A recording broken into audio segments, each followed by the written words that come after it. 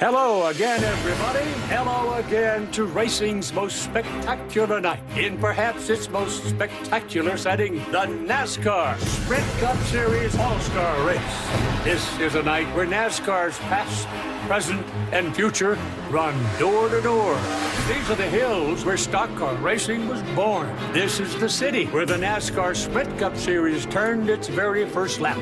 Tonight, we race powered by that same spirit. Because tonight, NASCAR returns to its roots. This stage represents where every racer comes from. And it's exactly where every racer in the world wants to be. A Saturday night dash under the lights and hallelujah land waiting. Every turn they travel through tonight, every square inch of blacktop is a piece of NASCAR's high holy ground. A foundation laid by the legends. Right over there in turn one. Remember? That's where Dale Earnhardt and Texas Terry Labonte opened the door for Michael Waltrip. Way down yonder in turn two. Remember when Earnhardt and Darrell Waltrip ran out of room? Oh, what a waste of chrome. Maybe you were here the night that Jeff Gordon unleashed the beast they call the T-Rex. Jeff Gordon, he's getting gone. Oh, baby, look down into turn three. That's the spot where Kyle Petty made sure the race was indeed as labeled one hot night.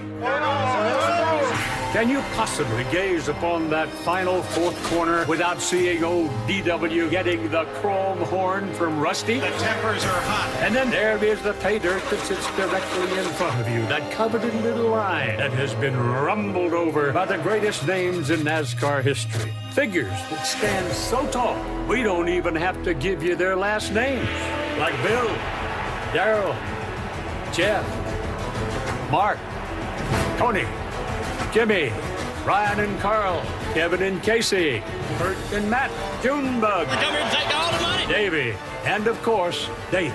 Not only did he own this track, he owned the infield as well. I should know. I was here for the pass in the grass. Earnhardt still got the lead. Incredible. We come here tonight to Charlotte to pay tribute to our heroes, past, present, and future. This place and this race has created some of our greatest memories. Now it's time to create the next memory. It's time to unleash the All-Star. So place your hand over your heart. Tell Aunt Jenny to take the phone off the hook and have your Nellies at the ready. Drivers, start your engines.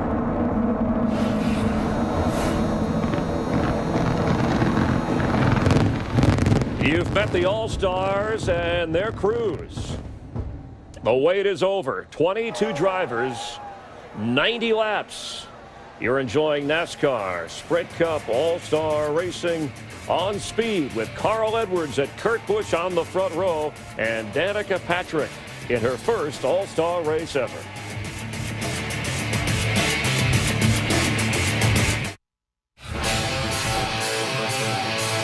All right, guys, let's do this.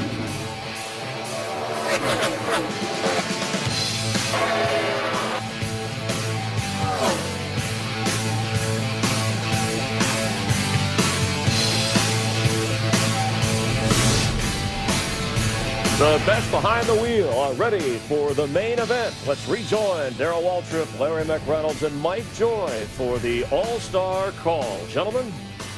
Thank you, Chris. The 29th running of what is now the Sprint All-Star Race. Hard to believe it's been 21 years since one hot night in Keith Jackson's call of that thrilling finish where Davey Allison woke up not in victory lane but in the care center after defeating Kyle Petty on the last turn of the last lap.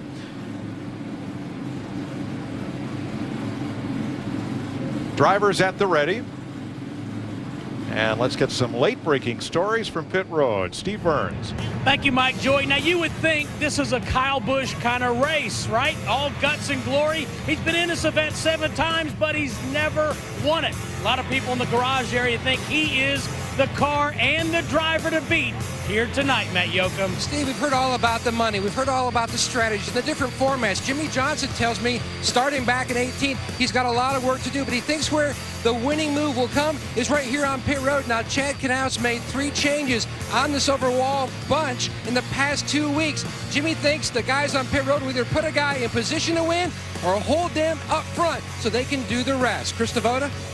Well, you do not win this race 3 times by accident. Jeff Gordon knows the key is being aggressive. And he said if that aggressiveness leads to things and hurts others' chances of winning, well, so be it. There's $1 million, possibly $2 million on the line. Crew Chief Alan Gustafson says the key is going to be that pit crew for that final segment. Jeff Hammond? Well, Chris, I'm going to agree with Matt Yoakum. Right here on pit road, decisions and execution. That's what it's going to be all about. And what we're going to find out, well, can they do the right thing at the right time for $1 million? Will it be Chad Canals? Will he make another great call like he did a year ago? Or will it be Jason Ratcliffe, along with his driver Matt Kenseth, who've been basically winning each and every week when they get out there? They're just doing a lot of things right. Or will it be Jimmy Fennick and that number 99 car starting on the pole tonight? Can they bring victory to Carl Edwards? That's what it's going to be all about down here on pit road. Decisions and execution, guys. Thanks, Jeff. Let's have a look at the starting lineup for the 29th running of the Sprint All-Star race. Carl Edwards, first All-Star pole, the 2011 winner, and Kurt Busch, the winner in 2010. Greg Biffle, it's his 10th All-Star start. He's finished second. Kyle Busch, best finished second. DNF 3 times. Joey Logano's third All-Star race. It's Clint Boyer's 5th. For Denny Hamlin, his 7th All-Star start, and Mark Martin in it for the 24th time. Casey Kane, the 2008 winner. Jeff Gordon, a 3-time All-Star winner. Ryan Newman, the winner in 02. And Brad Keselowski, last year's runner-up. Tony Stewart, All-Star winner in 09. And David Reagan, whose Talladega win got him in. Dale Jr. won it in 2000. Matt Kenseth in 2004. Marcus Ambrose and Jimmy Johnson, 3-time All-Star winner. Kevin Harvick, the 2007 champion, and Jamie McMurray, who led all 40 laps of the Sprint Showdown. Ricky Stenhouse and Danica Patrick, their first All-Star appearances. Patrick, first woman in the All-Star race in history. There were cheers and a lot of boos when she was introduced as the fan vote winner. A lot of the longtime NASCAR fans a little surprised that so quickly she could become a fan favorite and earn a spot that way into the All-Star race. Well, that's one end of the spectrum. Let's go to the other end of the spectrum. All right, here's our fresh take interview. Yeah, I'm going to check in with Carl Edwards here and get his fresh take. Carl Edwards, DW, buddy, you got a copy tonight? Hey, I got you. How you doing up there? Hey, buddy, we're looking pretty good, and you're looking pretty good yourself. Hey, let me ask something, Carl. How much time do you and Jimmy Fenning, your crew chief, spend on strategy for tonight? Have you discussed tonight's activities and what you're going to do? Yeah, we've discussed it. You could say we even argued about it a little bit. We watched the, the first race, and we saw all different strategies, and we really don't know what we're going to do. So 20 laps in, when that caution comes out, we'll just see how we're running. We'll make the call then. And do you like the format tonight, Carl? But yeah, I love the format. You know, the reason is we've got a fast and all fusion. We're starting up front. We got the best pit box, and we got to rely on the pit crew before that final 10-lap shootout. So that's what I like about it. I got the fastest pit crew on pit road, and we feel like we can take home $1 million at least tonight. And one more thing, if you win this race, how are you going to celebrate?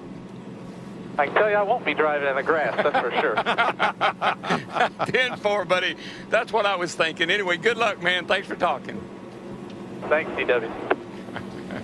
Let's take a look inside of Brad Keselowski's number 2 car, because remember, we talked in the showdown about pre-planned strategy, and I can't read it, but I've been looking at his in-car up here, and it's almost like he and interim crew chief Kevin Buskirk, they already have something planned out, and possibly they have codes up there in the top part of the roof that he can say something to Brad Keselowski. Brad can look at that and know what they possibly are talking about.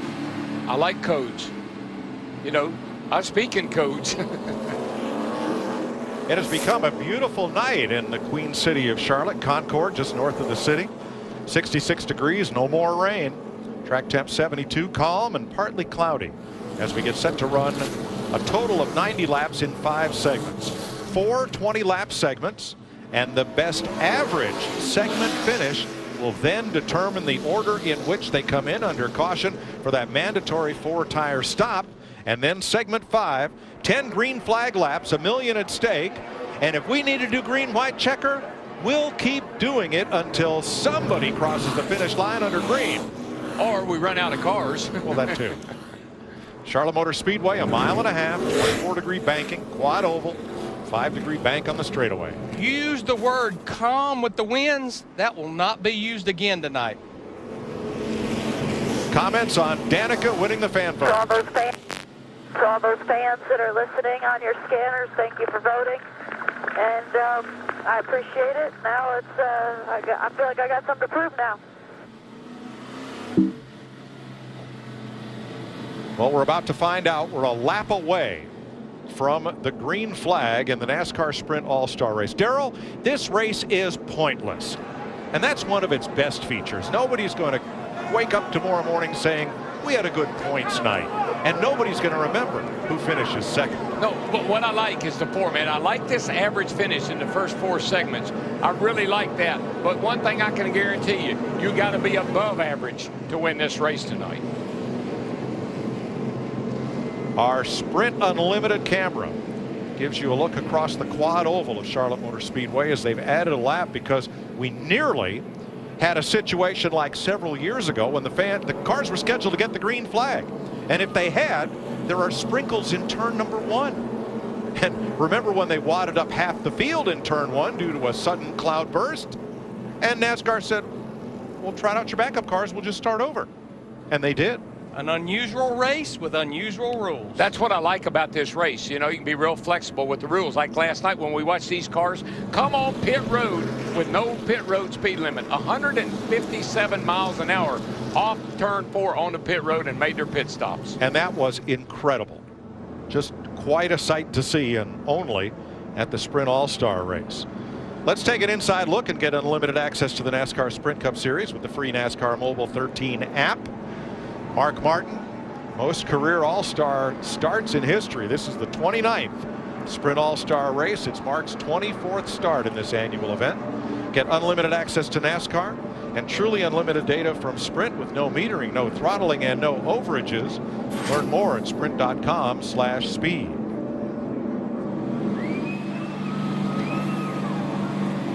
From the top of the windshield back at Clint Boyer, our Sunoco onboard camera, riding with the number 15. Love looking back at the drivers. I mean, look at the focus that Clint has right now. He's in deep thought. And the guys that can make the best decisions, the quick decisions, are the guys that are going to do well in this race. Now tonight, after the All-Star Race, get the best post-race coverage anywhere. Join the celebration with the winner, and you don't even have to twist the dial, because NASCAR Victory Lane is coming right up, right here from Charlotte, right after the Sprint All-Star Race, and only on Speed. Larry, we know there will be the mandatory 4-tire stop after segment 4, but you can't go 80 laps here without some Sunoco race fuel and maybe some fresh Goodyear tires. What are you thinking going into this about these 4 20-lap segments and when you might want to pit? Well, I think you may see these drivers on pit road at every one of these cautions that comes. But I think what we learned in the showdown, possibly 2 tires at the end of lap 20. But between segment 2 and 3, you've run 40 laps. You can only go 46 to 50 laps on a tank of Sunoco race fuel. I think that's a great time to get 4 tires and fill that thing up with fuel. The longer you have to set and put fuel in it, the longer you have to put tires on it. So when you got to put a lot of fuel in, you put 4 tires on it. So you're thinking maybe 2, 4, and 2. And then we know we're going to get 4. All right, the light's back out on the safety car, and that means the teams and drivers have been told to expect that car, that Toyota Camry, to drop onto pit road and a green flag next time by. Carl Edwards trying to become the 5th driver to win the All-Star Race from the pole. Is it dry down there with you? 2-4, we're good. All right, here they come out of turn 4 and addressing themselves to the start line. Yes, sir. It's good. The David Hooch said it's good. The drivers say it's good. The fans are on their feet. They say it's good. The flagman's got the flag in his hands. Green flag in the air. Boogity, boogity, boogity. Let's go All-Star Racing, boys!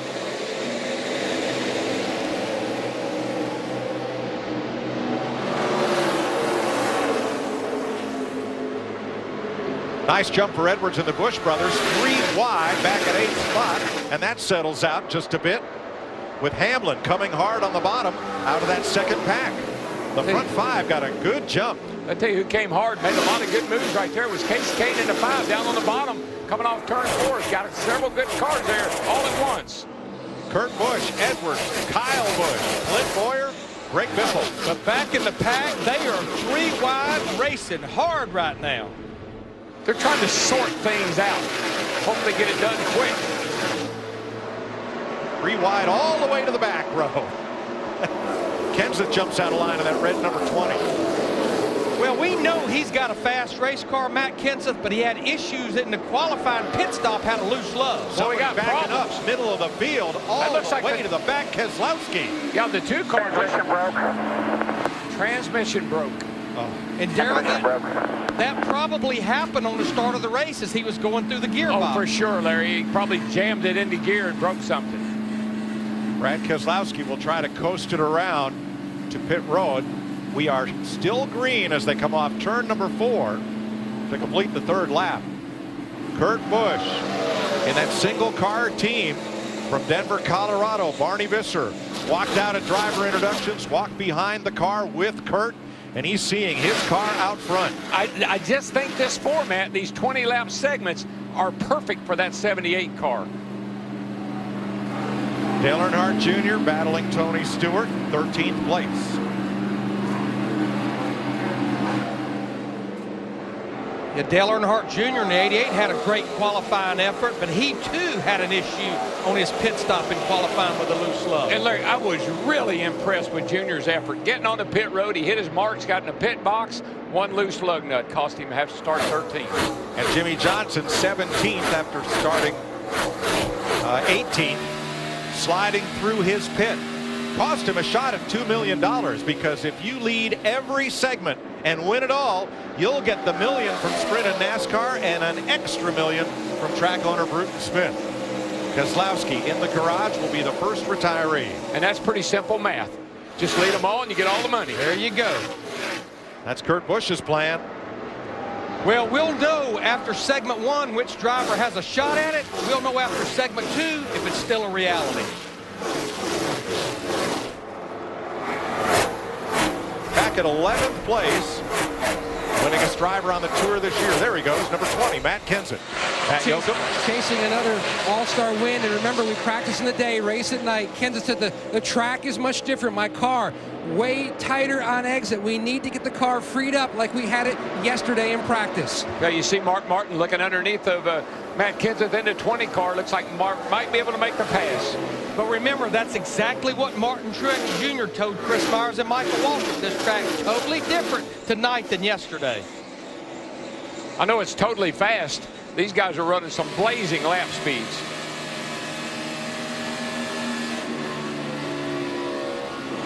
riding with Earnhardt. That's Kenseth just ahead on the inside. Got a nice move here by Kyle Busch going down the back underneath Carl Edwards. There goes the Snickers car. Yellows out, rain. And caution is out Yellows out, for it's clear. showers.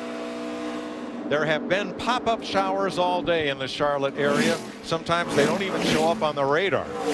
Sometimes they're brief, sometimes they last a little while. No way to predict when they'll come or how long they will be. So as they work on Brad Keselowski's car in the garage, we're 8 laps in to the Sprint All-Star race. And here's what happened to Brad. Clear the 14. Whoa, that was violent.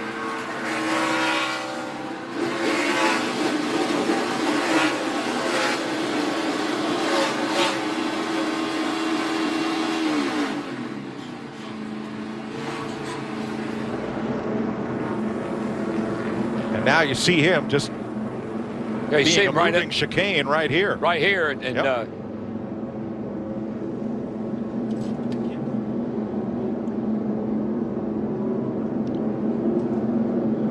Wow.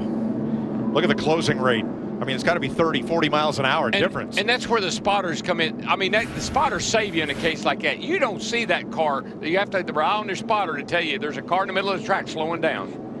Pit road is open. I would not be surprised to see some drivers at the back, and here they come, because remember, they know they're going to get another caution here in about 10 or 11 laps. We go back racing. So from Mark Martin in 11th on back, almost everyone stops, Matt.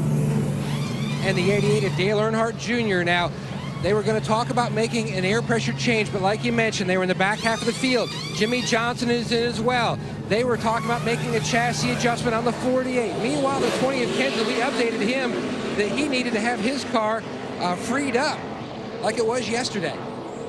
And Larry, I think it's a great opportunity because the track is so different than what these guys saw yesterday that you can come in here and make some good changes right now. But I think what we'll see these drivers do right here, we're halfway through this segment almost. I think possibly when we get to the end of that first segment, they may roll the dice and stay out. 11 drivers of the 21 on track made pit stops on that lap. 11 laps complete. Caution out for rain. Brad Keselowski in the garage area with transmission trouble. Jeff Hammond's there. Yeah, I'm down here with Brad Keselowski. Brad, it sounded really ugly inside that race car. What happened? Yeah, it sounded about right. Something broke. You know, it's hard to tell chicken or the egg, where's transmission, drive shaft gear, but they're all broke down there, and the oil tank's broke. So we're not going to be able to get out, unfortunately, with the Miller Lite Ford, but it's one of those days. Well, the thing is, a matter like it right there, you're already in high gear. How was the track, and did you give you any kind of signal at all that something was going to happen? No, I didn't, but, you know, with the qualifying deal the way it is here, you're really hard on the cars, and then, you know, everybody at Penske Racing, we turned the wake up on these cars to go with that, and had something just a little bit too close to failure. Mike? Last year's runner-up. Now, his car owner, Roger Penske, is not here, nor is Roger at Indianapolis, where they qualified today. He is in Italy, running the Mille Miglia Historica. Driving. Roger Penske was a great driver of sports cars and won a lot of races in his day. Well, I'm proud of Roger for being over there. I'm sure he's trying to watch if he has any way possible. And, you know, Larry, we were talking about pit road, that pit stops last night, and how most of the teams would change gears, transmissions, rear ends and all. I just wonder if they maybe overlooked something. Yeah, very possibly, because that is hard on all of that equipment.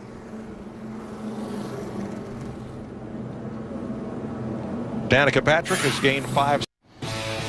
The Sprint All-Star Race here in Charlotte, North Carolina, where rain has entered into the picture. It should be clearing out for much of the evening, but the dryers are out. Red flag. We have stopped after 8 laps when the caution came out. 13 laps through, and Michael Waltrip, Chris Myers. By the way, 45 laps would make this race official, so they might be playing the rain game once they do get back out there. You know, and these teams have a unique opportunity. Usually when the red flag is out at a NASCAR race, you can't touch your car, but they're all over those cars right now. We've run enough laps under the green, and they're up there checking everything out, making sure the car is performing exactly like they want it to. You can see the 24 car electing to change tires, wiping the grill. And this is all stuff you don't see during a normal race. And what I love about this, Chris, and why this is good for the fans and for us here on Speed, is restarts. These drivers are going to be so aggressive and determined to grab every spot they can possibly get on a restart, because they know that's their best opportunity to pounce. And so we're going to have a couple of those. If these tires keep coming and going, that means more action for us to watch. And create a little unpredictability. You're a former winner of this All-Star race, as is your brother. This is the 29th All-Star race, and all in Charlotte except one in Atlanta back in the second year. But let's go back to the very first NASCAR All-Star race, and someone we all know very well was a part of that. History here on Speed, and wow, who would have thought that the All-Star race would become what it has become, and Darrell Waltrip would become what he's become. Yeah, good right. to have you right there. Darrell, true that you ran that right before the 600, that first All-Star race, then you went out and won the 600. No, but Chris, I got to tell you, that Waltrip guy was annoying. It's a different guy now. That guy get on your nerves. I can see that right now. We understand your reaction to winning the race, and this race has always been shrouded in both excitement and controversy in equal amounts. But when Jerry Long, who was a great race fan, as well as the head of R.J. Reynolds, said, we're going to pay $200,000 for an all-star race, we're going to pay $1 million if you can win 3 of the big 4. Wow. I felt like our sport had really made it to Major League right then. Well, that was the plan. That was the grand scheme of things, to take the sport to the next level. I think there's lines in the sand, you know, where this sport has gone from one level to the next. 85 was a big year because of the Winston Million, and who would thought that they put up $1 million to win 3 out of the 4 big races, and Bill Elliott would win the money. In the first Winston, I mean, the excitement that was around that race, run on a Saturday afternoon after the nationwide race on a Saturday afternoon. I mean, everything that R.J. Reynolds did for our sport at that time just moved it up the ladder and made it more like other big-time professional sports. And that was their vision. That was their vision for our sport. And now Sprint. I mean, the things that they do for our sport. Every time somebody comes along, one of our major league sponsors like Sprint, they take it to another level. They have another new idea, like tonight's race with these 4 segments and $1 million and $1 million bonus. I mean, we just keep elevating every time. Yeah, it just keeps getting bigger. Yeah, I mean, Mike, you mentioned about, you know, the Big Four, and in 1992 when we won that race with Davey Allison one hot night, we had an opportunity. We had already won 2. All we had to do is win the Coke 600 or the Southern 500. And so we started thinking about, did we want to bring our best car out here for that All-Star race? We had to think about it about 5 seconds. We said, no, absolutely. This is the next race. It's the most important race. Regardless of what it pays, we want to go out there and try to win that race. The thing that I love what Larry said, he said 1 week they'd win, next week they'd wreck. 1 week they'd win, next week they'd wreck. Figured out how to do both on one night. But as you can see, Chris, there's always a lot on the line for the midseason All-Star race. Yeah, and a lot of, you know, All-Star events in other sports, just getting there is a big deal. But here, the performance in the All-Star event carries on. I know you were there for that one, watching with Darrell, and you've been to every one since. Your driver, Michael Waltrip Racing, Clint Boyer, he actually won here last fall, right, in a points race, and he's standing by with our Matt Yoka. Matt? And Clint Boyer, a fan of the old days of racing, and you were watching DW's win here. And what did you say if you won? Yes, when he blew that engine, I was just going to let DW know he will no longer be the only one after winning the All-Star race with a blown engine. Mine will be self-inflicted. He knows that I know how to do that. Just a couple weeks ago, I may or may not have caught a car on fire doing a burnout with his daughter in it over here, and we had a lot of fun. I've had all sorts of questions. Why are they in pink? And who? The whole broadcast team is in pink. I didn't know it was pink day, but street sweepers on the track. What's that about? I don't know. It's wet, not dirty. And this sucks, man. It's too bad the fans. It's been an incredible day. We've had all sorts of cool things going on. You know, Bruton, they always knock it out of the park with us. We've had cars flying through the air, you know, all sorts of stuff. And hopefully we can get this in, and it'll be a wild finish. We need it to be, and these fans deserve it to be. Looking ahead to that big $1 million plus payday, 13 laps are in the books. Looking ahead to the final segment, where do you feel like you need to make your move if you're still in the 4th position? Well, you know, this being an outlaw race, non-points and stuff, I was going to make my move under caution, but I'm going to wait a little while longer towards the end. It's just, hey, it ain't only $1 million. There's $2 million to be won. So I was going to try to win this first one too. If they would have kept going under green, or under caution rather, under the rain delay, I was going to make my move. Krista, win the first one. Krista, there is a lot going on in the head of Clint Boyer. Oh, yes, indeed. Standing by with Denny Hamlin. And obviously, you know, as a race car driver, you never want to see the wet stuff come out. But your crew was under the hood looking at something on the right front. What's going on with your race car? Well, we're trying to find out where Darrell Waltrip found that tie. Ah, in your car? Yeah, he had to dig deep in his closet for that one, evidently. What is going on with your race car right now? Do you know? We're just you know, checking our tire wear, any information we can gain. This is a free garage stop for us in the middle of the race. So it's trying to get all the information we can to try to make our FedEx Express to it a little bit better. You're talking with your crew chief, Darian Grubb, your car chief, Spider Gillen. What do you do now strategy-wise? Obviously, you go out there, and the strategy is just to win every segment. Have you talked about anything different now with this weather coming into play? Well, we don't know when it's going to end. You know, similar to Talladega, you know, you try to plan for a certain distance race, but with this weather popping up, and this cell really didn't even pop up on the radar, you just never know where you're going to race to, so you're going to run as hard as you can. So, you know, with it being single file on the bottom right now, I think people are as much protecting their position to make sure they don't go backwards to hurt your average finish as much as anything. Okay, I made you play meteorologist. Now I'm going to let you play fashion advisor as well. You mentioned Daryl's tie. What's wrong with this, Denny? Come on, man. My mama gave me, my wife gave me this tie. Oh, Stevie gave it to him. No, Now Stevie you're in gave me this trouble. tie. And by the way, you and Boyer, I tell you what, how about this? Next time we play golf, I'll play you for the tie. All right, brother, I'll bring it with me. But there you go. But we can't wear camouflage on TV. It's on. He said you're on. Thanks, Steve. Yeah, no comment on the tie. It was a nice tie that Stevie bought. Kurt's so optimistic about the weather, he just put away his umbrella, and I'm getting ready to take off the raincoat. 13 laps is early, but your race car looks pretty smoky. It started off strong, and, it's a long race, and you hope that early on you have the strength, which we do, so check box on that. Now we have the strategy part of it. Some of the guys in the back pitted. We're going to stay out, but I think they're allowing us to put 4 tires on our cars right now. So it's cool. This race is so much fun, how different it is, the electricity in the air, just everybody's just on a little bit of a high or a little bit of a buzz. Maybe I had too much Monster earlier. I don't know. Perhaps. But my Furniture Row guys, they've been excited. Each race this year, we've seen nice progression, and this is a perfect type of race for us, where it's 20 laps at a time, reset, think about it, make a call, go back out there, do it again.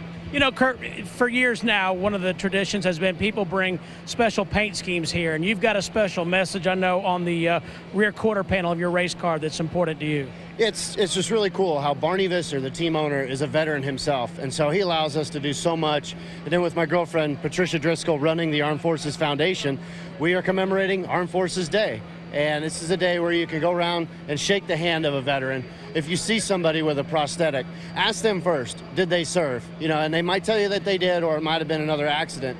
But it's a great way to shake their hand and say thanks for the freedom we all enjoy. And it's become a big part of my heart to go and visit those guys at the hospital, say thanks, and the Armed Forces Foundation gets them back up on their feet. All right, Kurt, good luck the rest of the way, and thanks for putting that in perspective. And I think we're going back to Matt Yoakum.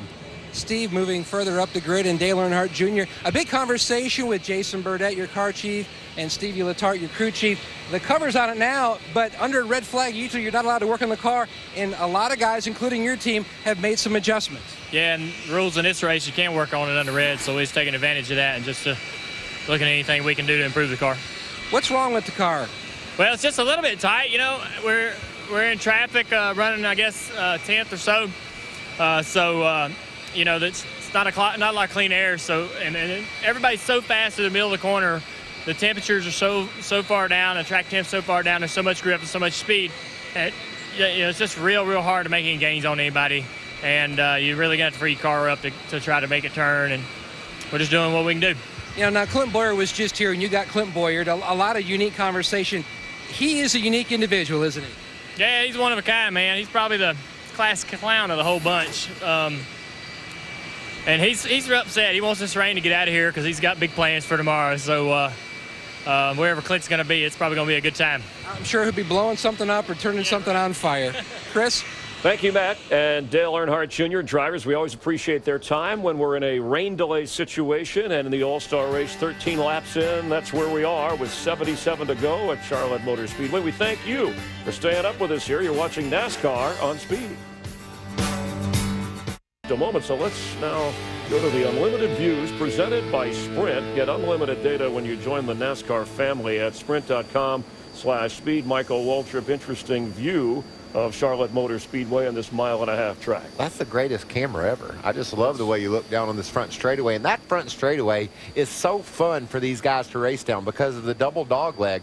And when push comes to shove at the end, you try to squeeze somebody down in that grass, action picks up. Matt Kenseth, who's won 2 of the 3 races that have been run over a 1.5 mile track so far this year, and obviously is the only driver with 3 victories in the 11 points races, is a guy who has won an All-Star race before, but Toyota's never won, and Joe Gibbs has never won before. Yeah, I think that's interesting, too, with the speed of this 20 car to be interesting. He wrote on Twitter yesterday that he drove like a grandmother last night during qualifying, started him outside of the top 10, and he wanted to redeem himself tonight. I know he's got a fast car, and anytime you give these crews, Chris, a chance to work on those cars after getting to experience real live race conditions, for 13 laps. They can come in and make the adjustments on them. That's going to mean that cars are going to be faster when we go back racing. I'm always amazed, Michael, even though this is an all-star event, you know, there's no points on the line, but how calm and relaxed and how much fun the drivers are in between these delays. They hop out. You've been through it. We went through it at Talladega, and then they get back in, and then they're fierce competitors, and they'll run over anybody to get that million and get the win. Well, it's the way they're raised, Chris. That's what you have to do as a race car driver. You meet with the fans.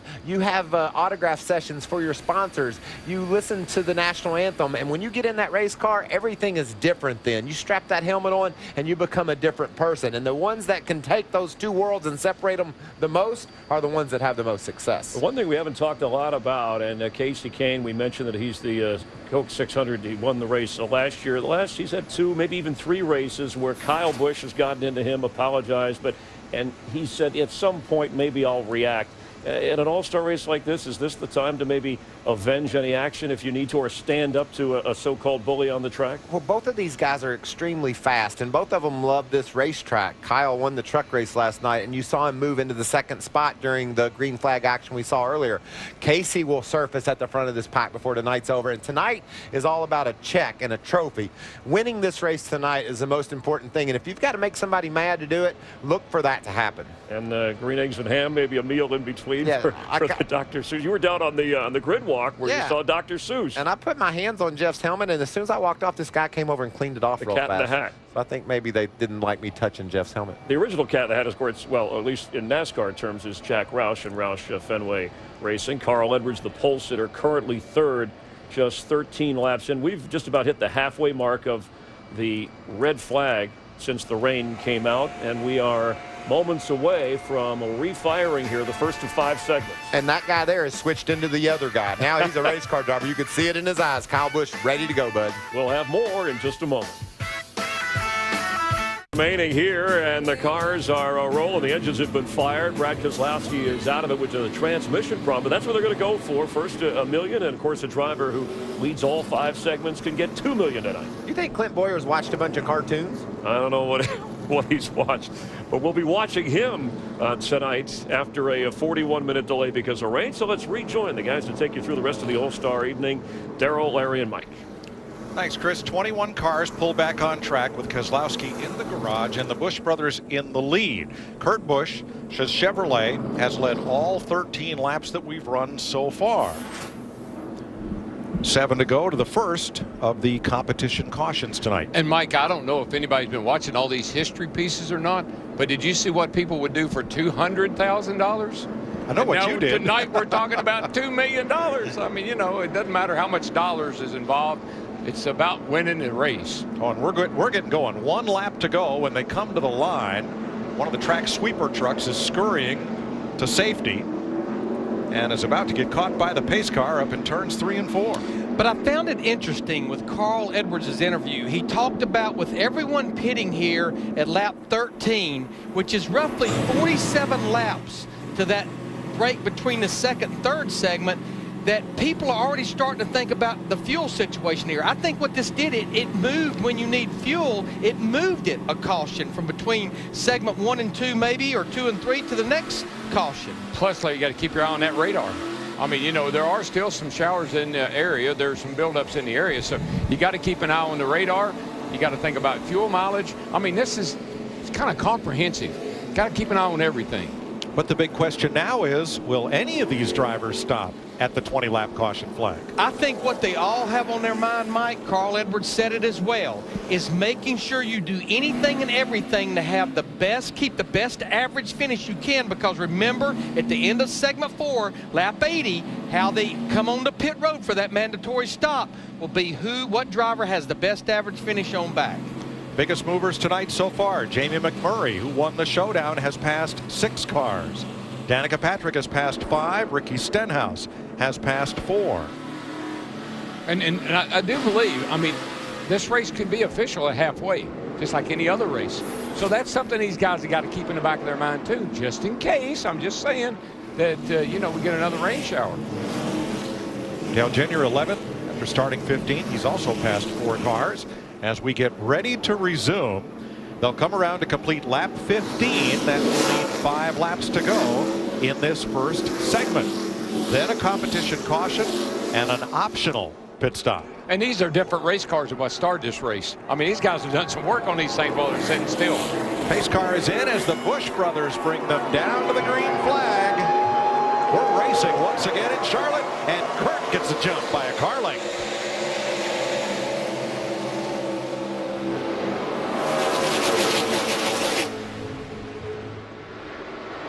Well, that 78 car, Larry, not only is it a fast car tonight, but Kurt was on it, man. When they dropped that flag, he took off. Edwards inside of Kyle Busch for second. Oh, they send it in hard into turn number 3. Kyle comes around Edwards. That was almost sucking that 99 around with that 18 went by on the outside. And here comes Boyer for third on the inside as Edwards had to struggle to regain control. Yeah, Clint Boyer in that 15 took full advantage of that situation in turn 4. Yeah, Carl had to get up out of the gas just enough, and it broke his momentum, and boy, there went Boyer, just flew by him. Meanwhile, center on back, it's get what you can get. Mark Martin, Tony Stewart, side by side for 13th. I'll tell you, the cars that are really impressing me right now is that 5 car of Casey Kane. That thing is fast, and he is coming forward in a hurry. He's in 6th place. Well, how about Denny Hamlin? We're riding with him here in this 11 car. He's all over the back of Casey Kane in that 5 right now. This is a battle for 6th. Watch that 5 car go down in the corner here, Larry, right up in front of this, of the FedEx car. Watch him dive to the bottom. Joey Logano, 22, battles Ryan Newman. Gets by another. Casey Kane just got by Greg Biffle, and that 5 car is impressing me right now. Jeff Gordon moves inside the 11 of Denny Hamlin. That's 7th place. Yeah, the last time through 3 and 4, Denny Hamlin drove in way deep in 3 and 4, and his car washed up, and that's where Jeff Gordon took advantage. Coming to complete 19 laps.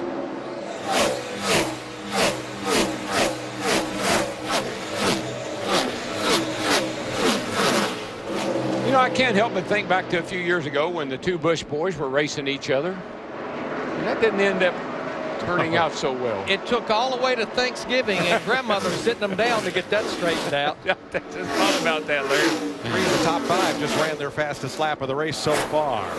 And the caution should appear after the field cycles through the start-finish line to complete this lap, lap number 20.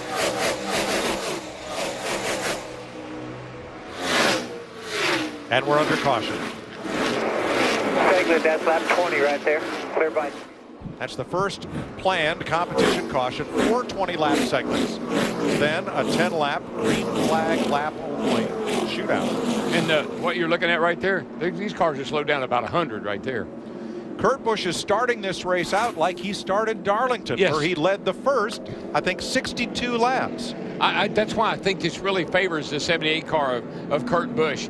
A short run car. We saw it at Darlington last week. We've seen it a number of times, and these short runs are right in their wheelhouse. And remember, this is just a normal caution. It's optional what you do. You can stay out. You can take 2. You can take 4. I think the drivers at the front with only 5 laps on their tires, I think we'll see them stay out. But I truly believe drivers at the back, they'll be back on pit road for tires and more adjustments. Yeah, I don't know the tires is such a big deal, but if your car's not right, work on it. In 2010, when Kurt Busch won the All-Star race, he also led at the end of the first segment. Single car team raced out of Denver, Colorado. Furniture Row Racing, Barney Visser's team, out in front for all of the first 20 laps here. And they got the ECR engine on the hood, and that thing is putting out some ponies tonight, Larry. Yeah, I saw Jimmy Johnson's 48 team up on the wall, but he's always still back in 15th position. I think he'll be one of those drivers that comes to pit road. Let's see if Todd Berrier brings his leading driver in. No. And that no goes back to about 7th place. 8th place, 9th. Mid-pack on back. I mean, you got nothing to lose. Mid-pack on back, car not right. Come down here, let's work on it. Yeah, Joey Logano was 9th, and he leads a group onto pit road. Saw Jamie Mack getting service. There's Logano. Jimmy Johnson. Ryan Newman. And Jamie McMurray. Danica Patrick. A lot of work going on Marcus Ambrose's 9 car. That 9 car, it's been a mess the last couple of days. 8 cars stayed out, 13 pitted under this caution. All right, boys and girls. There's only one car on this track that's got a shot at 2. But you can't lose track of trying to get 1. That's more important at the end. Trying to get 2. That's the voice of Kurt Busch talking about the $2 million for which he is the only contender, because you have to win all 5 segments to bank $2 million tonight. I talked to his crew over there this afternoon. They said they love working with this man because they know they got a wheelman and they know he's doing his job, and that makes them want to even be that much better. I'm anxious to watch his brother, though, Kyle Busch, in that 18 on the outside on this restart. This ought to be good. Chevy, 2 Toyotas and a Ford at the front 4. Kurt and Kyle Busch, Clint Boyer, Carl Edwards, here they come. Segment 2 is underway. You're going to have to hit the afterburner if you take off with that 78 car tonight. He gets it done, man. Kyle on the outside. Hello, afterburner. Hello, afterburner. He won the truck race last night, even after a penalty that sent him to the back. But Kurt is not done. Oh, easy, buddies. Look at Clint Boyer in the 15. He's going to take advantage of it right there. 3 wide. 3 wide. It's Boyer to the bottom and to the lead. What a nice move by Clint Boyer. Woohoo! And here comes Carl Edwards in the 99. He's going to move to the 3rd spot. I mean, Clint Boyer is living proof that a helmet makes the difference. He's living proof. Side by side for 3rd. Edwards cannot clear Kurt Busch for 3rd place. And right behind them, Kane and Biffle are side by side. Well, Darrell talked about Casey Kane in that 5. He's been bad fast, but Greg Biffle in the 16 keeps working that high side. That 5 of Kane will hang the bottom. Oh, it will. I think right now he's in a box. He can't go anywhere. And traffic down on the inside like that keeps him pinned down. Watching from Jimmy Johnson's car, right in the middle of it on our Fox Sports 1 cam. And Jimmy Johnson is making some hay right now. He's one of the drivers that came to pit road and took 4 tires under that caution. Whoa, almost wrecked. He right did. There. He turned right down in front of Casey Kane. I don't know what kept Casey Kane from running over him. But you're right, Larry. He's going somewhere. Kane back to the bottom behind Johnson. Carl Edwards up top in the 16, or excuse me, Greg Biffle in the 16 up top. Trying to hold off Kane. Spinner. Whoa, Mark now. Martin through the grass. Watch out! Now. Car coming. Oh, you're all clear, man. Leader's off at 2. Caution flag. There may have been contact between Mark and Ricky Stenhouse to bring the caution out at 24 laps. This is Ricky Stenhouse right here in the 17 car. Talked to him in the earlier race. He and Mark Martin are running here.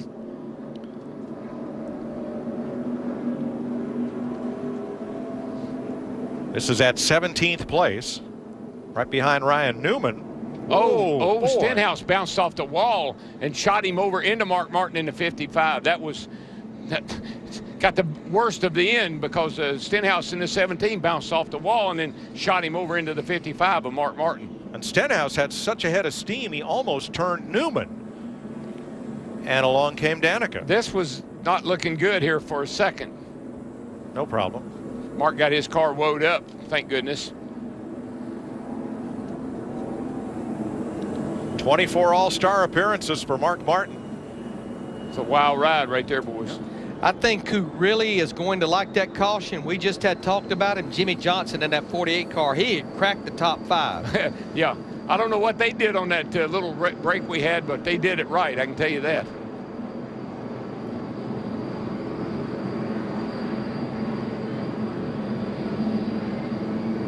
Look at all those flaps come up, the hood flaps, the roof flaps. The hood, those flaps on the hood are flying off. Those flaps, especially on the roof, that's what keeps that car on the ground. Yeah, I'm surprised those ones on the hood came off like that. A lot of damage to the side of Ricky Stenhouse's car, number 17. Yeah, he's made a pit stop and goes back out. Mark Martin is on pit road. And here comes a group of 8 cars, led by Dale Earnhardt Jr. and Kevin Harvick. Matt? And the game plan for Steve Letarte and Dale Earnhardt Jr. Jr. says the 88 car is just tight from entry all the way through the corner, and Steve Letarte wants to get the 88 machine, Krista, off sequence from the leaders. Matt, right now, Jeff Gordon saying his car was turning better, but then got loose a little bit. The 11 as well, stopping pretty tight. It's a wedge adjustment for the 11. For the 24, an adjustment as well. So from 9th on back pitted, that's where Dale Earnhardt Jr. was running. And all these drivers took 4 tires with the exception, I think, of Matt Kenseth in the 20. Looked like he went with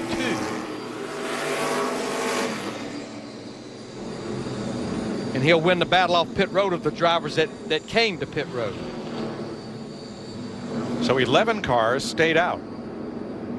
Back through Ryan Newman as they assess the damage on that car. Ricky Stenhouse Ford. It's hurt pretty bad, Mike. You see him working on the right front fender there. Got to believe the toes probably knocked way out of the car, so he's got some serious issues. Mark doesn't have his hood flaps. He's minus a hood flap on the right side. And Darrell, they may not let him race without those things in place. Yeah. Let's go back, because we were all holding our breath when Clint Boyer took the lead. Oh yeah, he got that run off the bottom of turn 4 down here, and he took advantage of it. You see the 2 Busch brothers here in the 78, Kurt and Kyle Busch. They go up the hill, they lose a little momentum, and Boyer in the 15 is able to cut it right to the bottom and go 3 wide right through the drivable into the lead. And timed it perfectly to keep from running over the Busch brothers, who'd lost that momentum, but to have the drive off the corner on the bottom. Yeah, he did time it just right because he stayed in the throttle where they were having to mess around a little bit. So on the restart, Boyer elects the top side of the racetrack next to Kyle Busch, Kurt Busch and Carl Edwards, Biffle and Johnson, Kane and Logano, McMurray and Stewart are the top 10. Ryan Newman also stayed out. He's 11. Get ready, fans, for Fox Sports 1, America's new 24-hour sports network. Fox Sports 1 will be your home for great live sports. All the news and highlights you want, shows and specials that only Fox can bring you. Fox Sports 1, coming August 17th.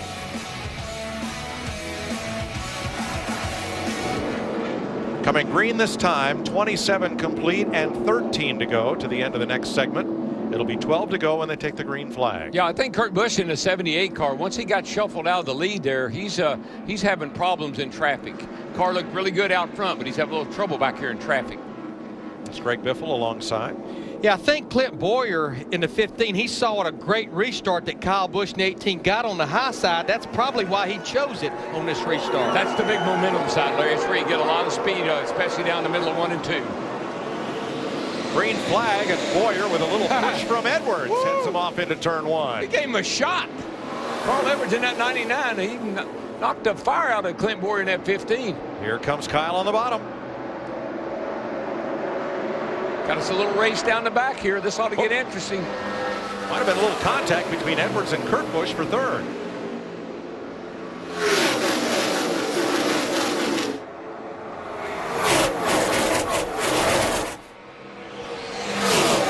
I tell you, the guy, Larry, that is in a hurry. And I mean, he's got a car that is flying around here right now, and that's that 48 car, Jimmy Johnson. And remember when he talked to him, he said, I put us in a hole because of sliding through my box yesterday, a pit box, when I made my stop in qualifying.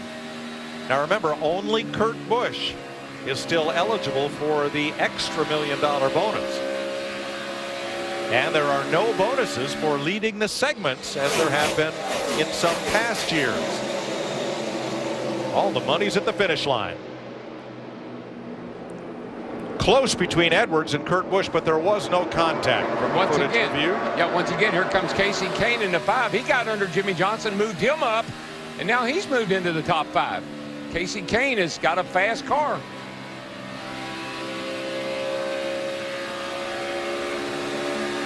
These cars are going so fast, Larry, that if you have to burp the throttle or get out of the gas any at all, somebody they jump on you and take the position away from you. Yeah, if you're out of the gas, there's several drivers that's on the gas will take advantage of it. Exactly.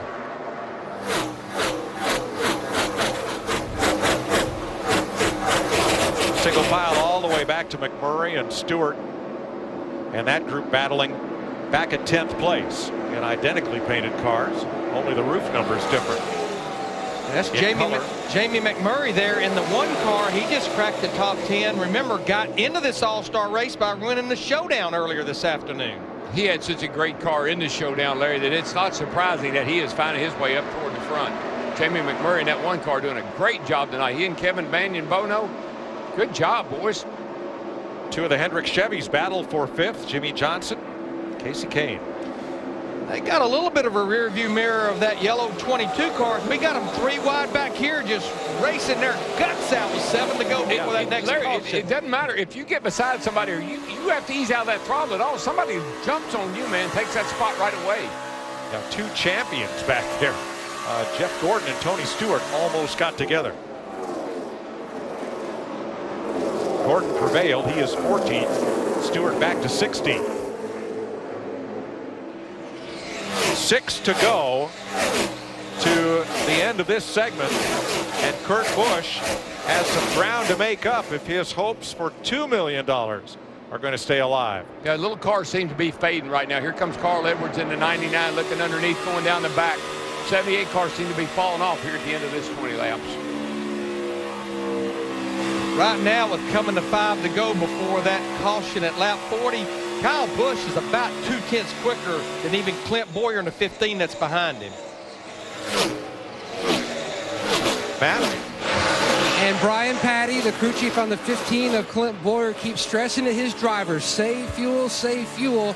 The car's a little on the tight side, but looking ahead, like Larry Mack mentioned, working on strategy for the end. Now 4 of the first 6 cars have not been to pit road since lap 13. So if they're asking him to save fuel, they may not stop at the end of this segment. Well, anybody that pitted at lap 13, which is when we had the red flag, they can make it to lap 60, which would be at the end of segment 3 on fuel. And right now, the gap between first, second, and third, pretty comfortable. You can ease out of it a little bit and still maintain your position. So that'll save a little fuel. Busch, Boyer, Edwards. This action is back at 11th. Jeff Gordon and Greg Biffle. They were side by side for a lap and a half here.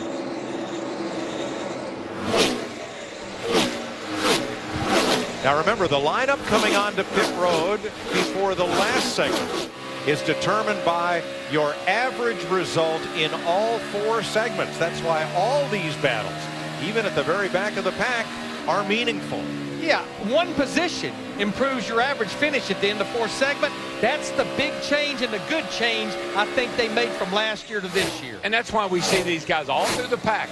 They don't just give it to you. You know, everybody's under take mode right now. You got somebody in front of me, I can pass him. That may be the difference.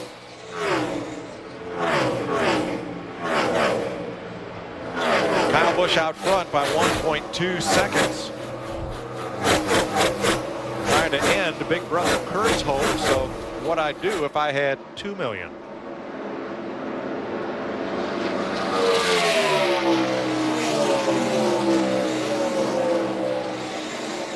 One more lap to the end of segment 2. We talked about Jamie McMurray in that 1, and remember, he was on pit road at lap 21. He has really run down Joey Logano in this 22 car. Started at the tail end of the field, Jamie McMurray.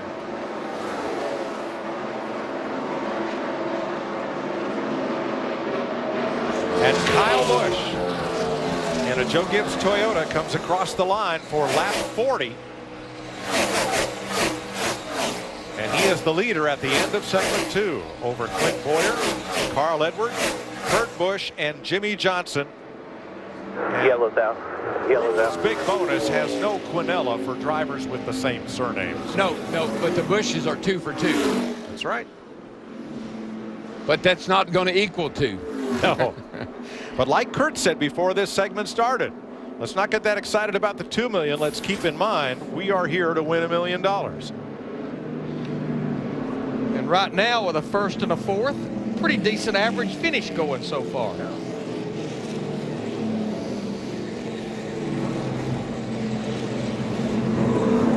And I truly believe we will see strategy all over the board at this caution. This is still another optional caution as far as pitting. Don't you just love what you can do with LEDs these days? I just put them on your visor and get ready to go to work. I just like the creativity, Mike. I mean, we saw it in the race last night, the pit crew race last night. Guys changing left side tires first and then right, handing the jack over the car. And tonight, these guys with these lights in their helmets. I mean, there's so much creativity, not just on the cars, but all up and down pit road. We tell people every time there's an all-star race, expect the unexpected. And this year, with the qualifying and with what we've seen, it's delivered. I'm surprised we don't have some pit boards down here, driver pit boards that don't light up with their numbers flashing. Now, of our top 6 drivers, the driver that has the freshest tires, Jimmy Johnson in that 48. Yeah, Tony has an illuminated pit board, and I think there are others. So here they come. Clint Boyer in the 15, Carl Edwards in the 99. They stayed out, Matt Yoakum. And Jimmy Johnson hits pit road once again. Chad Canals will try to work on that balance a little more. Talking about a track bar adjustment, just trying to tighten him up. Steve, he needs more front grip. Right side tires for Kyle Busch in the 18, Matt. The 99 stayed out. Jimmy Phoenix telling him to save fuel. So again, right sides only for Kyle Busch. Kurt Busch, Joey Logano got left side tires. So again, a big variety of strategy, Larry. All over the place. Yep. Clint Boyer and Carl Edwards did not pit, nor did Mark Martin. Everyone else is on pit road at lap 41. And I think what you're seeing with Boyer in the 15 and Carl in the 99, Carl Edwards, track position. They like being up front. That's paid off so far tonight. Chris? Thanks, Mike. I was with Michael Waltrip, who was shaking his head saying that's not going to work. What were you referring to? Well, I think maybe with Boyer and Carl Edwards staying out, they were hoping to get some more takers that didn't go to pit road. Just like Larry McReynolds and the guys were saying, calling the race, your strategy is going to be all over the place. 2 tires, 4 tires. These guys staying out have put them in a vulnerable position, Chris, because we saw Jimmy Johnson pit with just 4 or 5 laps on his tires and just run through the field. So this could get a little bit ugly on this restart. And the Busch brothers who ran so well at Darlington, Kurt Busch, the leader after the first segment, now Kyle Busch. And Kyle Busch in his 8th Sprint All-Star race, best finish so far, 2nd, and that was in 2011. And obviously a lot of racing to go, but just assess a little bit of the field here based on the strategy you just talked about. That boy with the stickers on his car, he doesn't need any food right now. He's got the attitude I like. I see a lot of speed out of that car, and he is able to drive around these guys, it looks like, at will. He's tough. Kyle Busch is going to be hard to beat. Yeah, you're not yourself when you're hungry, so maybe one of those will help Kyle Busch be more of himself. Danica Patrick got the fan vote to get in. And on lap 3, this is the first segment. Brad Keselowski, he's the reigning NASCAR champ, by the way, some transmission problems, so he's out of the picture. That left 21 cars. And the rain delay of 45 minutes with Kurt Busch the leader after segment 1. And you thought that certainly helped him at that position. Yeah, you know, you just have to understand what good that air is on the front of that car. He doesn't have anybody in front of him. He's able to drive away from those guys. But on the restart, look at that. I cannot believe they didn't crash. That's great car control. They get side by side. It gave Clint Boyer the opportunity to drive around both of them. But, Chris, we're just seeing intense action. Stenhouse into the wall. Mark Martin gets into the side of him, but these guys are on the edge racing hard. Mark Martin ageless, and there's your leader after the second segment of 5.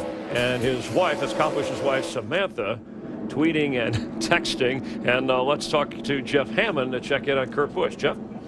Yeah, Chris, I was down there in his pit when he came in this last time. Todd Berry, they saw the car. It tightened up. That's the reason why he couldn't maintain that lead. They took wedge out of the left rear, put 4 tires on him. They're trying to get him ready. The $2 million's out the window. Now it's time to get focused on the $1 million at the end of this race.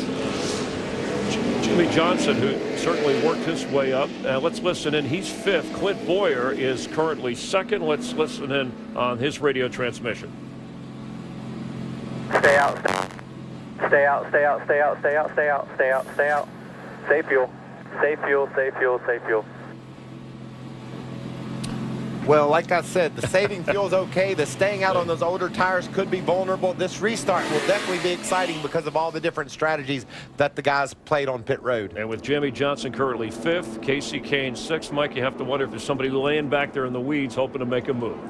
Well, I'm sure everybody wants to make a move because we're still looking at the average finish of the 4 segments to determine who is first on pit road and lines up, hopefully then lines up first for the final segment, and track position then is really key. I just think there's a lot going on here. We're racing to halfway. Okay, we're just about there. Also, average finish. Remember, even if the 2 cars up front here, if Carl Edwards and Clint Boyer, they are looking at a better average finish if they stay out and if they went to pit road. And Mark Martin in that 55 car on the inside of row 2, he stayed out. Remember, he was our last caution spinning here on the front stretch, but he has fresher tires than Carl Edwards and Clint Boyer. Will track position or tires prevail in segment 3? Here we go. Green flag.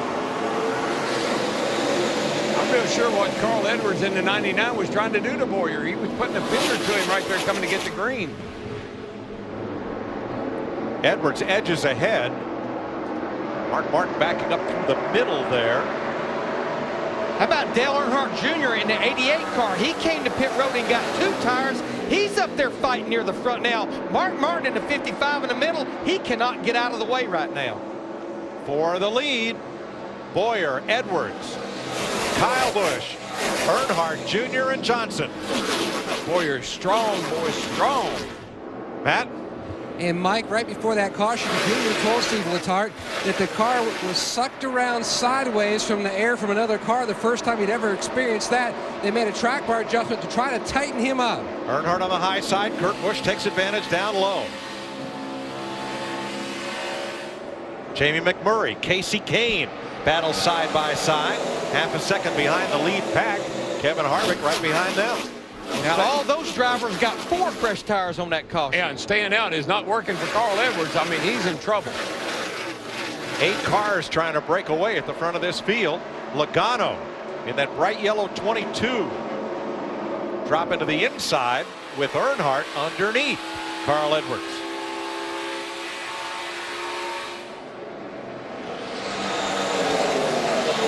And Denny Hamlin becomes a player, the number 11. He's 8th, looking for more. Krista. And Mike, they chose track position. They went with just 2 tires, 2 right side tires on that last stop. Denny said the change they'd made earlier freed his entry, but he was still a little tight on exit. I tell you, we got us a battle right here, boys. There's a wad up here in the front. But what we got, we're riding with him. Jimmie Johnson in that 48. He's moved up here in 3rd with 4 fresh tires from that last pit stop. Whoa, close, too close. Yeah, he had to get out of it. Opened up the outside. Johnson had to back off as Boyer faltered. Up around the outside, Kurt Busch in that black car. Yeah, when Jimmie Johnson at 48 put the nose right up underneath in front of that back of that 15 car, it loosened him up, almost wrecked him. Kurt's got a run down the front straightaway, clearing Johnson. And now Jimmy back to the inside as Busch couldn't get around Boyer. Look at that 78 go off turn 2, Larry. Woo! Second place for Kurt behind younger brother Kyle. We are halfway in Stock Car Racing's All-Star Night. Let's crank it up. Presented by Fox Sports 1, America's new sports network, coming August 17th.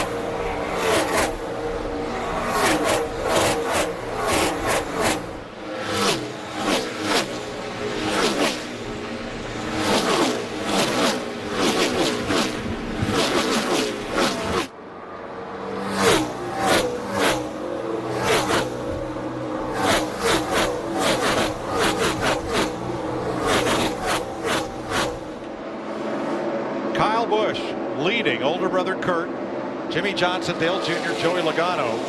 The drivers who did not stop are falling fast. Boyer to 10th, Edwards to 12th, Mark Martin to 16th. And the lap times of those first 3 cars, Kyle Busch, Kurt Busch, and Jimmy Johnson, absolutely the same every lap. And you see one of those drivers, Clint Boyer, there in the 15, one of the drivers that stayed out and had the lead, and he's already fallen outside the top 10 in 10 laps since that caution. Carl Edwards in the 99, the other one, he's already about to fall outside the top 15. Greg Biffle around his teammate Edwards. For 14th. Going into this segment, Boyer had the second best average of the 2 segments, and he'll fall deep. Well, one thing I'm seeing, that 22 car is pretty darn good, too. This is the battle I've been watching. Joey Logano in the 22, he's been working the top side of the racetrack. He's been working the bottom, trying to get by Dale Earnhardt Jr. in the 88 that we're riding with. Logano has the 6th best average, Earnhardt 12th. Here's to tell you what's going on at the front. Right now, that 78 car, Kurt Busch, has moved to the high side, and he is coming to the front. What's up with the leader, Steve? Kyle Busch just said his car has gotten free. It's gotten loose. Dave Rogers said, hang with me, man. We gave you 2 tires that time. That's what it is. Hang with me. We'll give you 4 fresh ones on the next stop. Daryl, if anybody can hang with it, it's Kyle Busch. All he needs to do is hang with it for 7 more laps. But you're right, his brother Kurt Busch in that 78 is coming. When he moved up, he was running the bottom just like Kyle Busch was in the 18. But when Kurt Busch in the 78 moved up, he picked up speed, baby. Kyle Busch has now led in all 8 of his All-Star appearances. 6 years ago, we learned that nobody races the Busch brothers harder than they do each other. This little duo, they have another little guy here with them. Casey Kane in that 5, he drove up there in a hurry. He's working on Logano in the 22 now. That 5 car, I just keep thinking if Casey Kane in a 5 could ever get clear, he always seems to run up on people and it causes it to break his momentum. Pat? Mike, the biggest thing they were trying to do is to get the car to free up, get it more on the loose side. It was way too tight the first half of the race, and they've done that so far. 5 laps to go to the end of the next segment. And out front, Kyle Busch's lead now 0.6 of a second over Kurt Busch and Jimmy Johnson. It's amazing these first 3 cars, lap after lap, are within hundreds of each other every time they go around the racetrack. Here goes the 5. Casey Kane finally gets a little clear sailing there. Yikes! Slid up the hill. Had to give it back. Kane's number 5 knocking on the door of the top 5. Daryl, it just appears with 4 laps before that next caution, I think we can all but rule out staying out. I think the only way 2 tires works is if you're up there at the very front.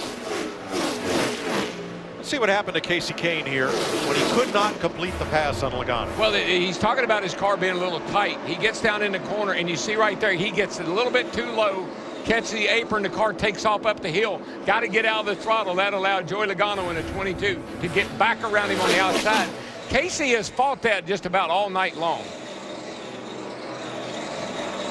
Kyle Busch has extended his lead to 1 second. Jimmy Johnson looking on from another 0.3 back.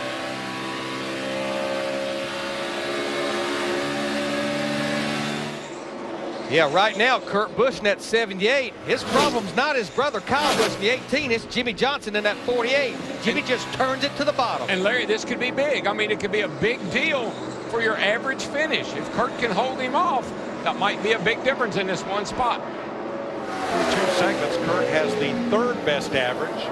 Jimmy's is way down the list because he started so far back.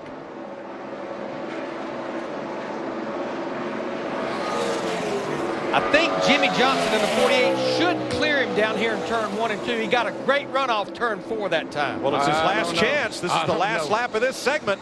I don't know, brother. You're talking about Kurt Busch. He has no give up in him. And that one position can be so important for that average finish. That's exactly what I'm thinking. We'll find out right here. They'll come to the line. It'll be 60 laps this time. Kyle Busch will lead the 3rd segment by 2.2 seconds, and Kurt holds off Jimmy Johnson. That was a great job on Kurt's part. That could be huge. Earnhardt, Logano, Kane, the top half dozen. Hamlin, McMurray continues to move up. Harvick and Gordon, the top 10. That's the 6th time Kyle has led an All-Star segment, the most of any driver who has not won the All-Star race. Now, I mentioned 2007 and the Busch brothers racing for the lead. Here it is. Yep. Remember this all too well. They do too.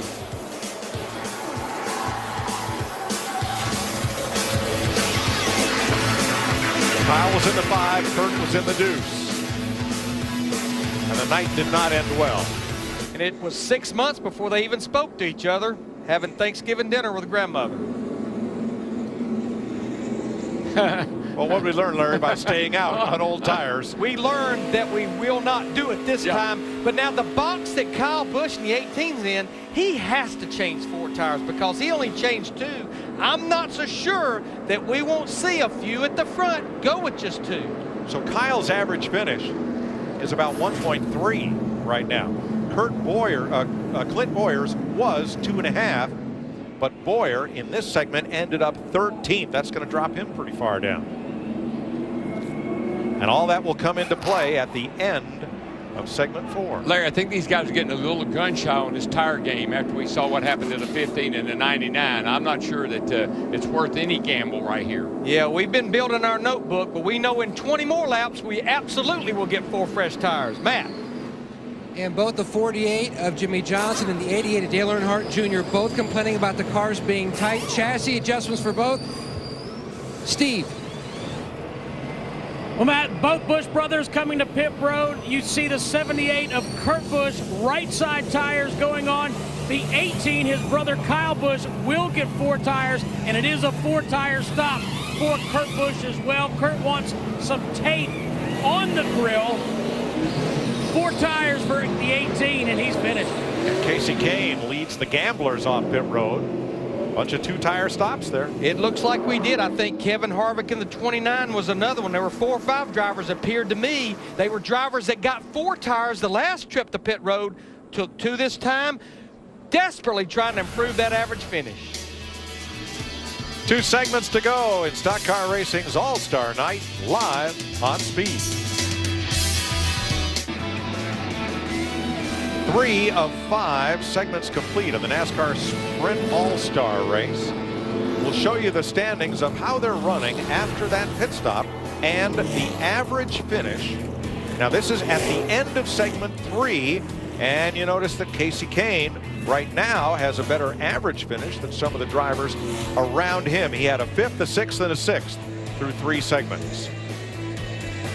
See Jeff Gordon there at 9.3. He's back on pit road again. I think he got some damage on that car. Yeah, he hit the wall somewhere along the way here. His toes knocked out on the right front. He was complaining about that. Too fast entering pit road for Gordon. But with all cars on the lead lap, he'll be restarting at the back anyway. How about a little Kurt Busch audio about the average running order at the end of each segment? All right, what do we got for an average? A 1, a 4, and a 2. We're doing pretty good there, right?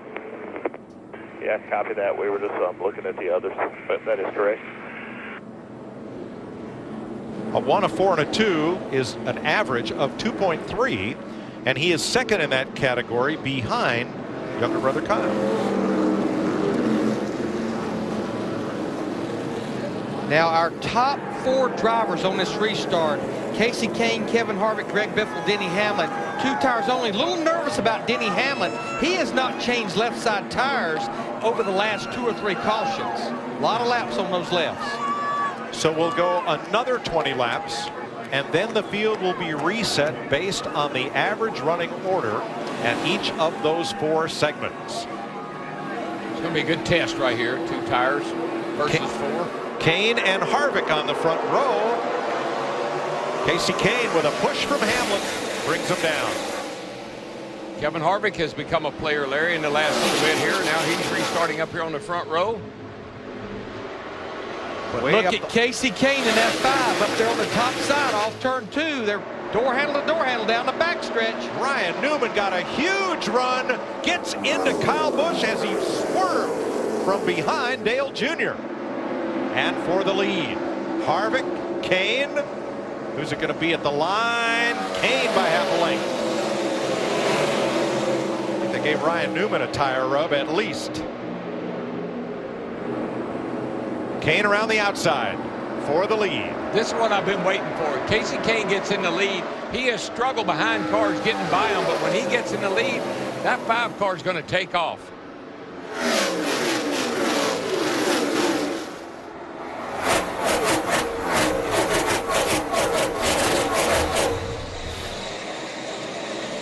Now watch Kyle Busch there on the inside on this replay. Yeah, this doesn't work out so good for him. And here comes Ryan Newman way up the outside in the blue car. Well, you can see they're 3 wide. It looks like actually Joey Logano in the 22 maybe got to the back of Kyle Busch in the 18 up off of 2. Let's get a good look here. Oh, you see Greg Biffle in the 16 gets loose up there, I think, and then the 18 gets loose coming off the corner, has to get out of it. Logano gives him a shot going down the back. And then Hello Newman cuts inside of Junior and makes contact with Kane. Or excuse me, with the 18. Yeah, now he's got a tire rub. The 39 of Newman looked like he might have a tire rub. Harvick trying to hold off the 11 of Hamlin and Kurt Busch. Casey Kane all alone out front by 9/10 of a second. I tell you, the guy that is just absolutely driving his heart out tonight is Kurt Busch in the 78. And the trouble that his brother had on that restart, that is helping Kurt's average big time. Yes, sir. You better believe it is, because right now he's in 3rd in that 78. Kyle Busch, his brother, in the 18, 3 positions behind him. But you're right, Darrell. This kind of race, tailor-made for Kurt Busch. A series of short sprints. Ooh, contact there coming off turn 4. Greg Biffle and Dale Jr. got together. And Joey Logano is going to take advantage of that and go by Dale Jr. on the outside there in the 88. And Kurt Busch goes to 2nd. Yeah, he took advantage of having those 4 fresh tires versus Kevin Harvick. You see all the damage on Greg Biffle's 16 car. He'll be having to come to pit road. Logano and Earnhardt side by side for 7. Larry, it's just been amazing to watch the different tire strategies and how it's working out, but it just seems like 4 tires prevail. You'll see the contact. Got a caution, and guys. Caution for debris resulting from this. That is not what Casey Kane in that 5 wanted to see. I don't think so, because that 78 is hauling the mail.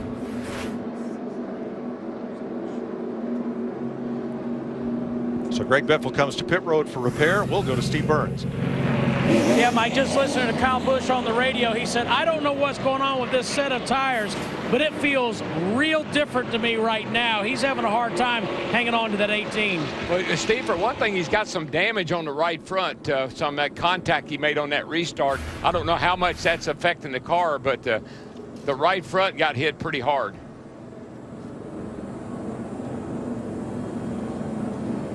You see, went here up the hill a little bit. Gets loose, and he and Dale Jr. made pretty significant contact. Dale Jr. in the 88 there, and then he gets shot from the 22 of Logano, gives him a shot. He was all over the place there for a little bit. And then here comes Newman. The blue car comes across, gets a bump from Dale Jr., and he slams into Busch. There's where the damage came from. Yeah, that right front fender's got quite a bit of damage. We may see Kyle Busch come to pit road possibly. But where they're running right now, Kurt Busch would have the best average. Kyle Busch would still be 2nd best. Needs to stay out if he can. I think he can. Yeah, he don't want to give that up. He'll get caught up here and he'll calm down a little bit and he'll be okay. Well, it looks like probably from about half the field back, they're on pit road. Looks like starting with Dale Earnhardt Jr. in that 88. Yep, 8th place on back. Matt? And Dale Earnhardt Jr. told Steve Letarte, we've got to do something to the car. We've lost the balance again. You can see the wrench in the back window adjustment already completed. Right sides for the 88. Meanwhile, the one of McMurray, Jamie McMurray on pit road, he took 4 tires. And Boyer, Clint Boyer said his 15 machine absolutely junked. They made an air pressure change on the last stop. They reversed that to try to get the car better suited.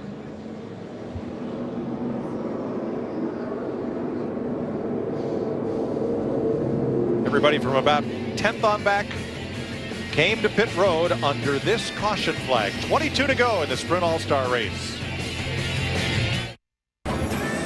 Getting ready to restart here in Charlotte. Let's enjoy unlimited views presented by Sprint. It takes unlimited data to feed a family the size of NASCAR. Join at sprint.com/speed. Jamie McMurray had a tire violation on that pit stop. He'll restart out back. When they get the green flag this time around, it'll be Kasey Kahne and Kurt Busch. Drivers will have 10 more laps to improve their finishing average and learn where they'll line up for the run onto pit road and the mandatory 4-tire change under caution at lap 80. An enthusiastic crowd here tonight, Mike. I mean, they're on their feet right now, waving their arms. Nice crowd tonight, and they're really excited for this restart. Kahne, Busch, Harvick, Johnson, Hamlin, Kyle Busch, green flag. Good run to turn 1 by Kurt. How about Matt Kenseth in that 20 car, making it 3 wide? He's going to get 2 of them. He gets his teammates off turn 2. What a run Matt Kenseth got. He pops into turn 3 in 5th place, side by side for the lead. Kurt Busch won't give it up. No, Kasey Kahne wants it back. He is hanging tough on that outside, and Kurt cannot clear him. Kurt Busch in 78.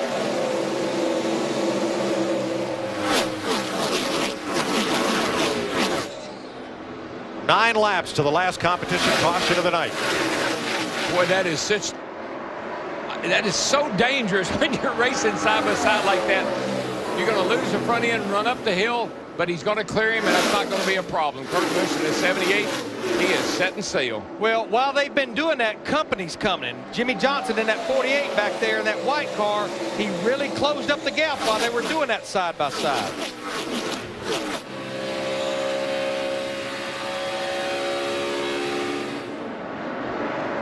Matt Kenseth, Kevin Harvick, the 20 and the 29, coming after Kyle Busch in 4th. Kurt Busch will have the best average finish if he can hold this lead, and Kasey Kahne could move from 3rd to 2nd, depending on what happens with Kyle Busch in 4th. Yeah, I think Kyle's okay now. He got his kind of settled in here. He's adjusted to what the car's doing. I thought he may fall back, but it looks like he's going to be able to hold his own in the 18 car.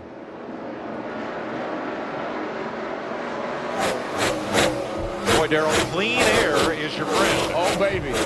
Clean air and 4 tires and Kurt Busch. You got a lot going for you there.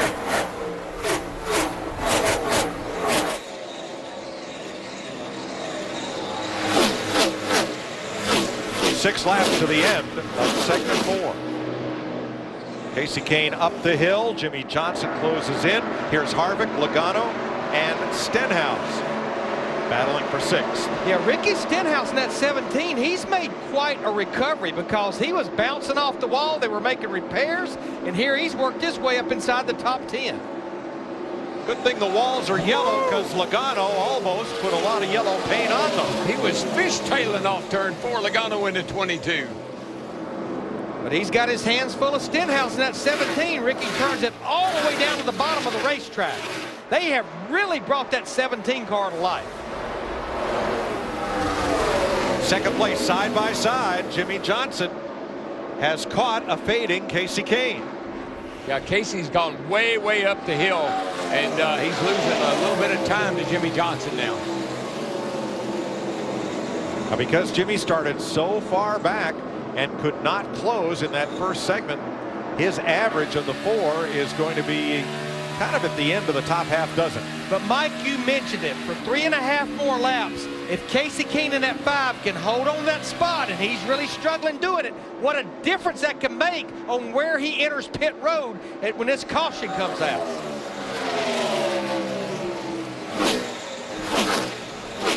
The 05 car, Kasey Kahne, he's been fast every week. He was fast last week in Darlington. Just had a lot of bad racing luck. When they restart after 80 laps, we feel pretty strongly that your race winner is going to come from the first 3 rows. So being up front to enter the pits and being quick out of the pits is going to be paramount here. as Johnson tries one more time to take the bottom from Casey Kane. I think I'd be doing the math if I was a Hendrick team, 48 and 5. Who does it help? Does the 48 pass the 5 and help the 48, or does the 48 stay behind the 5 and help the 5 on the average finish? I'm just not sure Jimmy Johnson's thinking that way right now. Well, if it doesn't help the 48 any, I think it would be wise to stay behind the 5.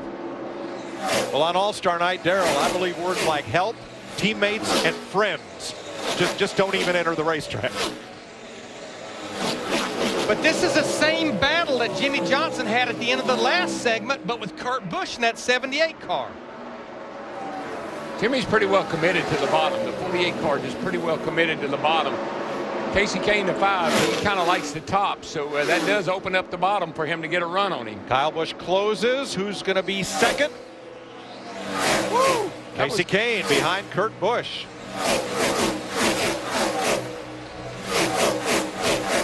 So Kurt Busch with segment finishes of 1, 4, 2, and 1. Or Kyle Busch with segment finishes of 2, 1, 1, and 4. Wow. So Kurt Busch leads at the end of segment 4, just as he started the night in segment 1. Jeff Hammond. Well, Mike, this is going to be the money stop for the 78 team. And Mike Tiny Houston, the pit crew coach, he says these guys have been practicing for this. There was no pit crew competition this year as far as All-Star Week. This is the moment they've all been waiting for if they can pull this off. Well, we've been talking about strategy all night long. There's no strategy here. Mandatory 4 tires. It's the money stop for every one of these drivers and their teams.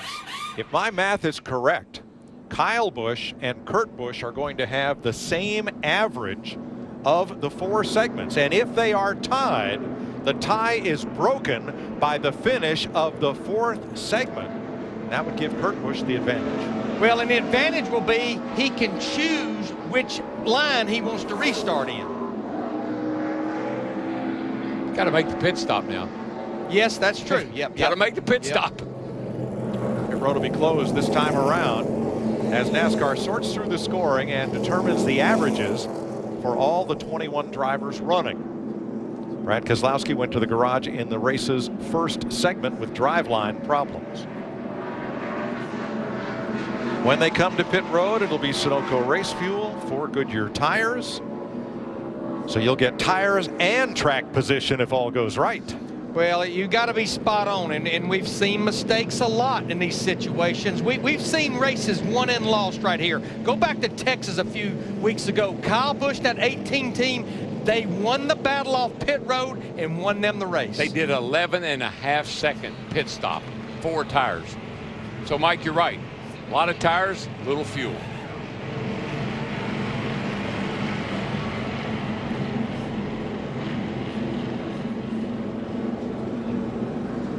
So waiting for the official word from NASCAR.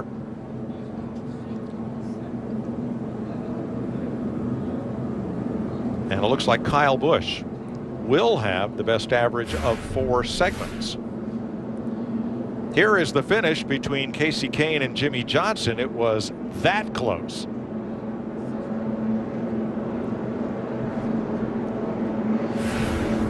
But where they're lined up on the racetrack right this moment is not of significance until NASCAR puts them in order of average finish. The 48 actually passed Jimmy Johnson 48 passed Casey Kane in the 5 down here in 1 and 2 after the caution came out. So now they have put them in order as they were running at the end of segment 4.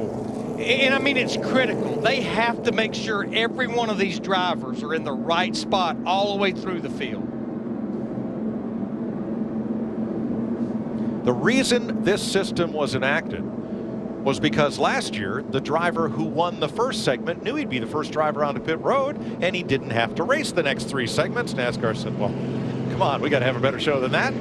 So that is why the average finish method was used here to determine the order onto pit road, so that you have to run hard all night long to earn the right to get to pit road first. And the other change they made last year, all you had to do is make a pit stop. You didn't even have to change tires. I love the fact that it's on everyone's shoulders, the driver and the pit crew, to be perfect here. You know, the 18 car of Kyle Busch, he has damage on the right front fender, Larry, but they cannot take time to fix that. All they can do is throw the tires on this thing. It's not bad, but it does have a little bit of damage. One thing we may see, I already see some pieces of orange tape on the nose. You see it right there on Kurt Busch's car. These guys putting tape on the nose. It's cooling down. And remember, we're worried about 10 laps now. Cover those gauges up. Yes, I don't want to hear about the gauges. Don't even look at them. Now, according to our unofficial statistics, Kyle Busch with an average of 2.25, then Kurt Busch 3.75, then Casey Kane 4.75. Clint Boyer with an average of 7 would be 4th. Then Carl Edwards, Joey Logano, Jeff Gordon, Dale Earnhardt Jr., Denny Hamlin, and Jamie McMurray would be the top 10. Coming out of pit road, or perhaps let's flip McMurray with Jimmy Johnson as they tied. And there are the averages as we have computed them unofficially. Don't even see Jimmy Johnson in the top 10. I think he's possibly going to be 11th.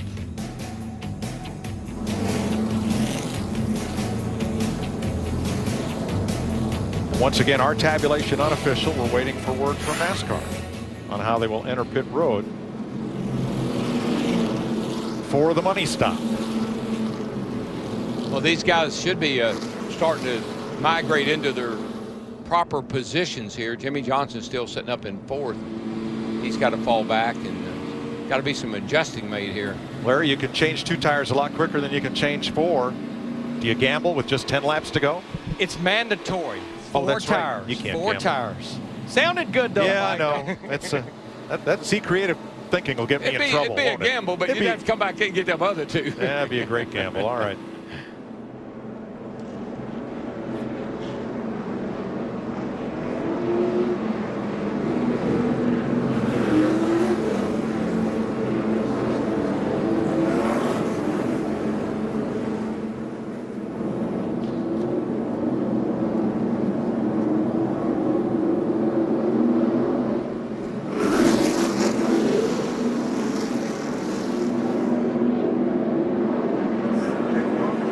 So the field getting realigned.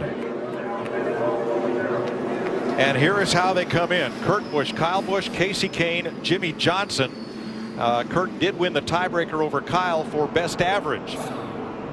Matt? 3 new over-the-wall guys for Jimmy Johnson. He predicted it would come down to this. His car too tight. Meanwhile, his teammate, Casey Kane, complaining of the same thing. Just 5 gallons Sunoco race fuel. Clint Boyer, the same thing. Steve? Kurt Busch is going to get 4 tires. He says, I need to be a little bit looser. There he is in the 78. Meanwhile, his brother Kyle Busch in the 18 says, I'm just a little bit free. Don't mess up my center. Here they come off pit road, 5 and 48 to the line with Kyle Busch, and 2 of those Hendrick cars are out first. And just like Jeff Hammond pointed out, the 78 team of Kurt Busch, they just did not have that great of a pit stop. No, it was pretty slow compared to the other 3 guys that are ahead of him right now. He just couldn't get, they just didn't get it done. Kyle Busch Casey Kane by a few feet. Kyle Busch there 3rd, 3 wide coming out for 5th. And let me just go back and recap.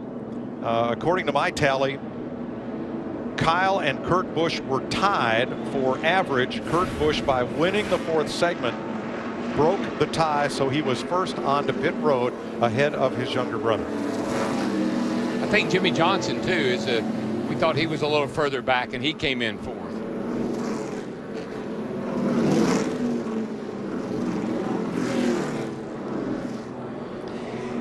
And we're just going to compare Kurt Busch in the 78 to the 2 Hendrick drivers. If you look right here, there's the big difference. The crew time, you can see that's close to 2 seconds slower than Jimmy Johnson's 48 team and a second slower than Casey Kane. And that's going to be pretty hard to overcome in 10 laps. And it was a full second when you look over here at the total time on pit road, driver and crew. If Casey Kane elects the inside, he will restart right in front of Kyle Busch. 3 times this year already, those 2 have tangled. I'd take the outside. Good point. You might want to try to steer clear of the 18 car if you're Casey Kane. Yeah, Daytona, Talladega, and last week at Darlington. Right. And it's going to get crazy. They're going to go 3 wide. You can count on that. And Kane will make that decision when they come around and double up for 1 to go.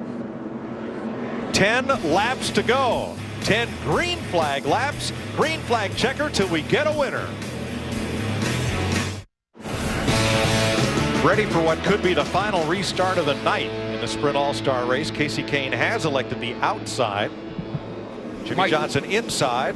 And Kurt Busch, who came into the pits first, came out 5th. This might be the restart of the year right here. I mean, we have got some guys up here. When you put Kurt Busch in that 78, we know he's fast. He's restarting 5th on the inside. If Jimmy Johnson in the 48 and Casey Kane in the 5, if they get together a little bit, that opens the door for the 18 and the 78.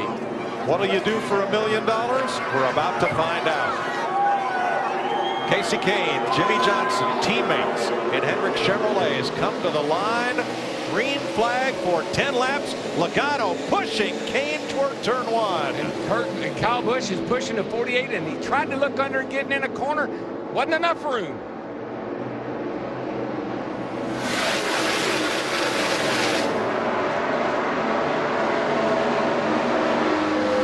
This ought to be interesting down here in turn 3 and 4. They are absolutely side by side.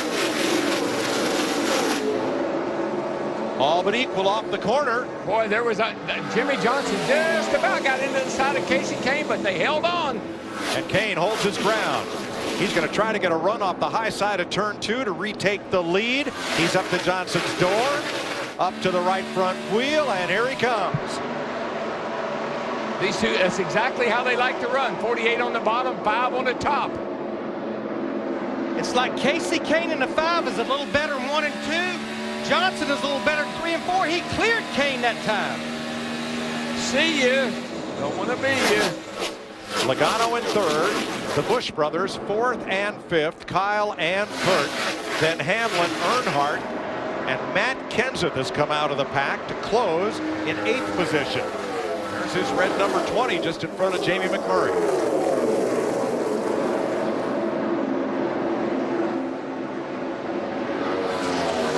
7 to go. Jimmy Johnson in that 48 trying to become the first 4-time winner of the Sprint All-Star race. Race number 29 of these events. And back-to-back. Yes. Only one other driver's done that, Davey Allison. I wonder if Mr. Hendrick will get a hitch a ride tonight like he did last year. Right now, Jimmy Johnson's teammate Casey Kane in that 5, all types of pressure from Joey Logano in the 22. Whoa, he got into him a little bit, got him loose. Logano got into the back of the 5 a little bit, got him wiggling, and that's going to allow him to get by. I do believe that 22 car of Logano has got some speed in it right now. Look at him go down that back straight. Get that jump off turn 2 over there. Nice drive for Logano in that Penske Ford tonight, up to 2nd. I was really impressed with his qualifying effort last night. Remember, he had a pit road penalty. He slid through his pit box and still qualified 5th. Our top 3 drivers, Johnson, Logano, and Kane, they just ran the fastest lap of this race. Their fastest lap.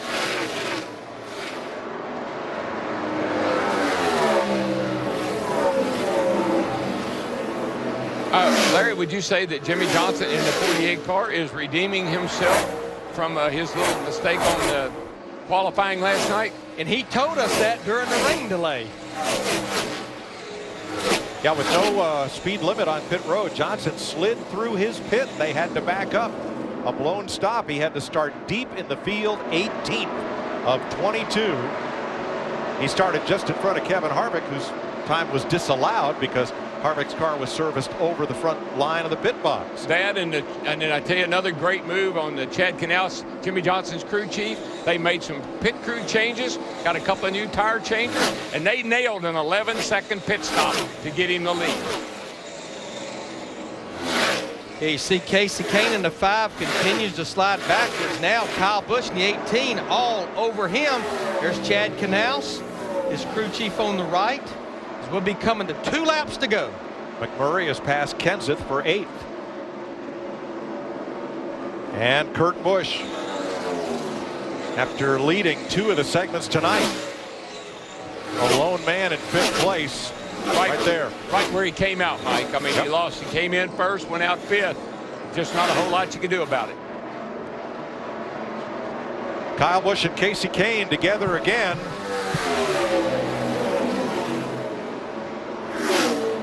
Kyle moves through for 3rd. White flag for Jimmy Johnson. I need one more lap. Mark Martin takes his car to the garage.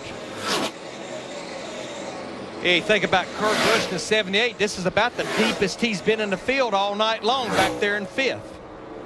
That's right, Larry. 1st, 4th, 2nd, and 1st. And to wind up 5th, it's going to be a disappointment. Here he comes off turn number 4. 5-time is 4-time in All-Star wins. Jimmy Johnson wins the Sprint All-Star race. And $1 million. Back to back. Guys, save me a place down there. Save me some of that champagne. The only 4-time All-Star champion. Congratulations, my friend. Very proud of you. Thank you, brother. Thank you for an awesome car. Good stop, boys, on that last one.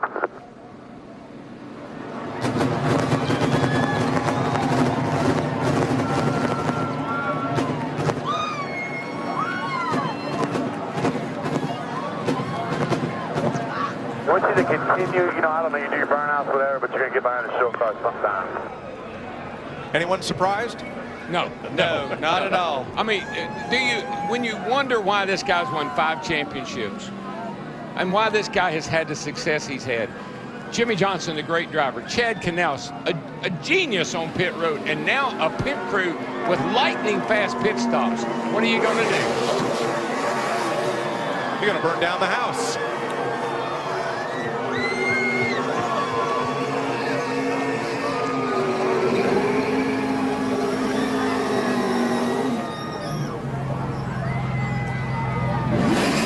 Jimmy Johnson captures the flag for the Sprint All-Star race for the 4th time in his 12th start. All right, let's have a look at our Ram guts and glory for tonight's Sprint All-Star race. Here's the guts part. Jimmy Johnson going low on Casey Kane to take the lead from his teammate.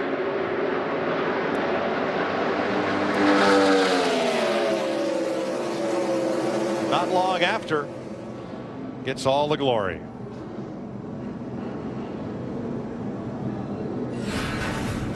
Guts, glory, Bram.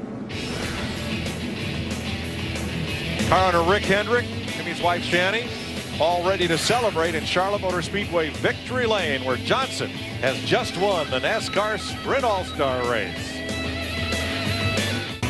Welcome back to Charlotte Motor Speedway. Jimmy Johnson's Lowe's Chevrolet does burnouts in celebration 5 times in the past 28 years. The All-Star race winner went on to capture the Sprint Cup championship. The last to do it was Jimmy Johnson in 2006. Jimmy Johnson, DW, got a copy there, champ? I got you, buddy, loud and clear. Hey, man, you said you were going to redeem yourself tonight. Did you get it done, buddy? Yeah, I believe so. I really thought we were in trouble starting that far back, but track position was hard to maintain all night long with the different strategies taking place. And we had a fast car, and I could pass cars. Found my way up through there 3 or 4 times. And then when we started on the front row there for that last segment, I knew we had a good shot at it. Jimmy, how do you maintain this level of excellence? I mean, every time there's a big race, you won the Daytona 5. How do you maintain this level of excellence? I don't know. I know how much I love my team, Hendrick Motorsports, a great sport for Blows, my fans, my family, and all of that stuff just lets me focus hard on doing my job. And the same for Chad and all these other great crew members that I have. We're just very focused, driven group of guys, and we're doing great things, but we're amazing ourselves in the process. Well, you had a great pit stop too, buddy. 11 seconds there for 4 tires. That was pretty impressive as well. Chad's on it. Good. Thank you, man, for talking to us, and congratulations. A great, great job. Thank you, buddy. Appreciate it. Car owner Rick Hendrick, his wife Linda head for Victory Lane. Here's Steve Burns. Well, Kyle, I heard you say that one set of tires made your car feel erratic. Was that the difference in this race? Was it the contact that you made on the track? What was the difference?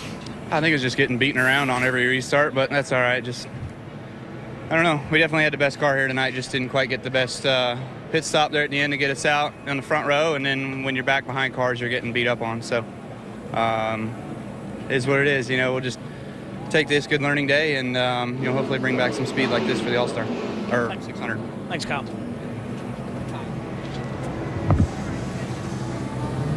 The Busch brothers dejected 3rd and 5th. Jimmy Johnson, the winner.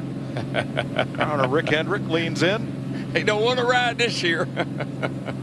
And here's your nationwide results from the Sprint All-Star Race. Joey Logano, a fine 2nd place finish. Casey Kane 4th, splitting the Busch brothers. Kurt Busch restarted 5th, ended there. Denny Hamlin, Earnhardt, McMurray, the transfer driver, up for 8th at the finish. Kenseth and Edwards, the top 10. Yeah, probably a little surprised at Matt Kenseth. Showed a little bit of speed in one segment, but that was about it. Just can't say enough about Jimmy Johnson, Chad Canals, and what they did tonight. Amazing. Mike, when you think of all-star performances in other sports, Reggie Jackson in baseball, Peyton Manning in the NFL, Magic Johnson in the NBA, these are iconic athletes. And for Jimmy Johnson, a guy and appropriate with Lowe's never stop improving because he just keeps improving. Yeah, the first guy to ever win 4 of these babies, and man, he did it in convincing fashion, coming from the back all the way to the victory lane. And the only time he led was the final 10 laps. Of course, they made a pit crew change through the course of the week with 3 new members, always seeking perfection. 5-time, a 4-time All-Star winner. And what a performance by Jimmy Johnson and the Lowe's 48 team here in Charlotte.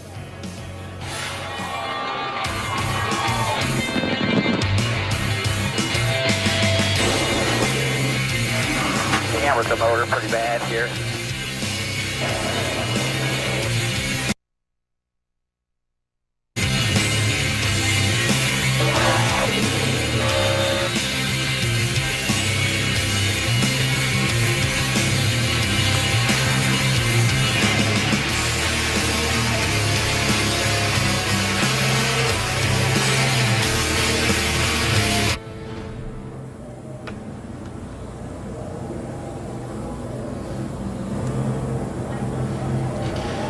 Jimmy Johnson, who, and if you look back historically, Michael Waltrip, 7 times the winner of this All-Star race, has gone on to win the Coca-Cola 600. He's obviously had success there. He doesn't look tired at all.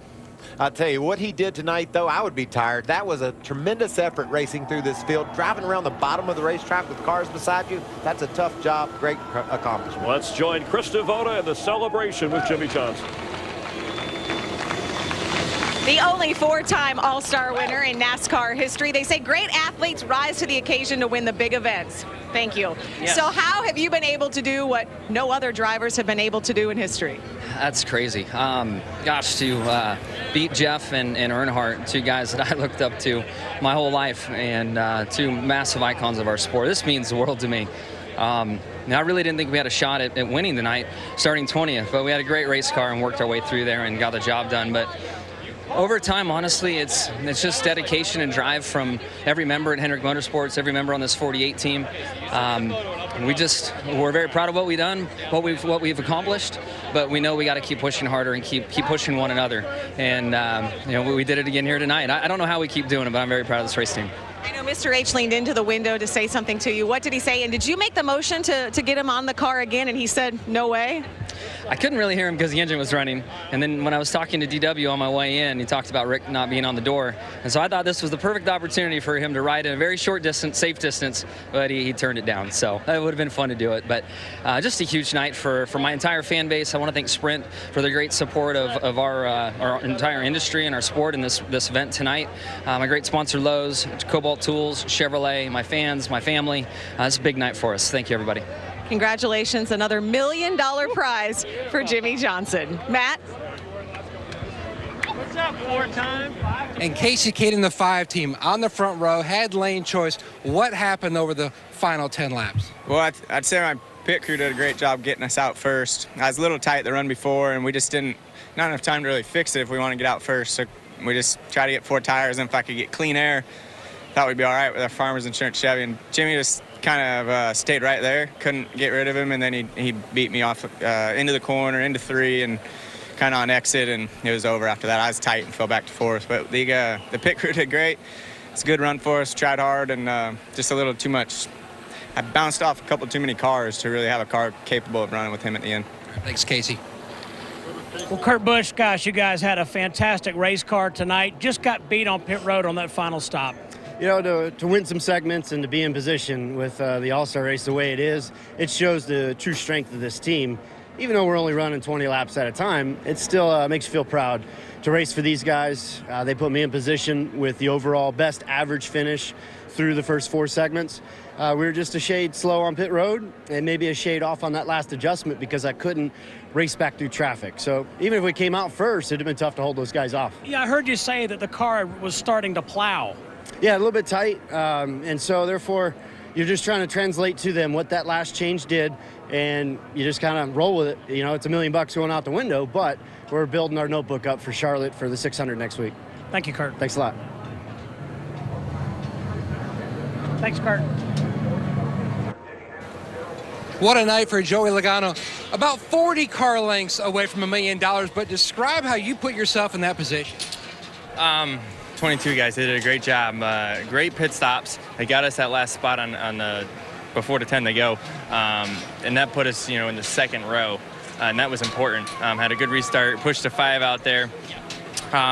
And then the 48 was fast. The only shot I had is from to get a caution to get our Pennzoil Ford up against them. But that was going to be my only shot, to have a restart and have to really pin them or do something to try to win this thing. But a lot of fun, really close. It's like second's like awesome, but then it sucks at the same time. You're like, this is so close. But man, this guys did a great job. They made this car continually better all day. Got our track position at the end, and I wish we had another caution. We weren't a winning car, but I wish we had another caution, at least to give him a run for his money. A good preview for the 600 next Sunday.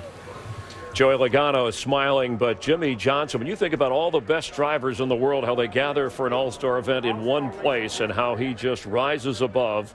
And Jimmy Johnson, also the points leader when you go back to the 11 races in the bigger picture, old 5-time, maybe working on a sixth championship. And this all-star nudge just to showing people, hey, I'm here to stay for a while. Well, under the current point system, no one's ever had this big of a lead. So he's got a really head start on getting that 6th championship and just the things he's accomplished. But right beside him all the way has been Chad Knaus. That relationship, the way those two work together on that car, while the way Chad tells him what to go do and Jimmy just says, all right, I'll go do that. It's amazing, and I really appreciate champions together, and that's what those two are. They've teamed together to win those championships, and Chad deserves a lot of credit for all the accomplishment that Jimmy's has made as well. From Rick Hendrick, the ownership all the way down, they put the best people together, they let them do their job, and they continue to win, and then win, and win some more. With Michael Waltrip, Chris Myers, and our entire crew, John Roberts and the Victory Lane guys are straight ahead here on All-Star Night on Speed.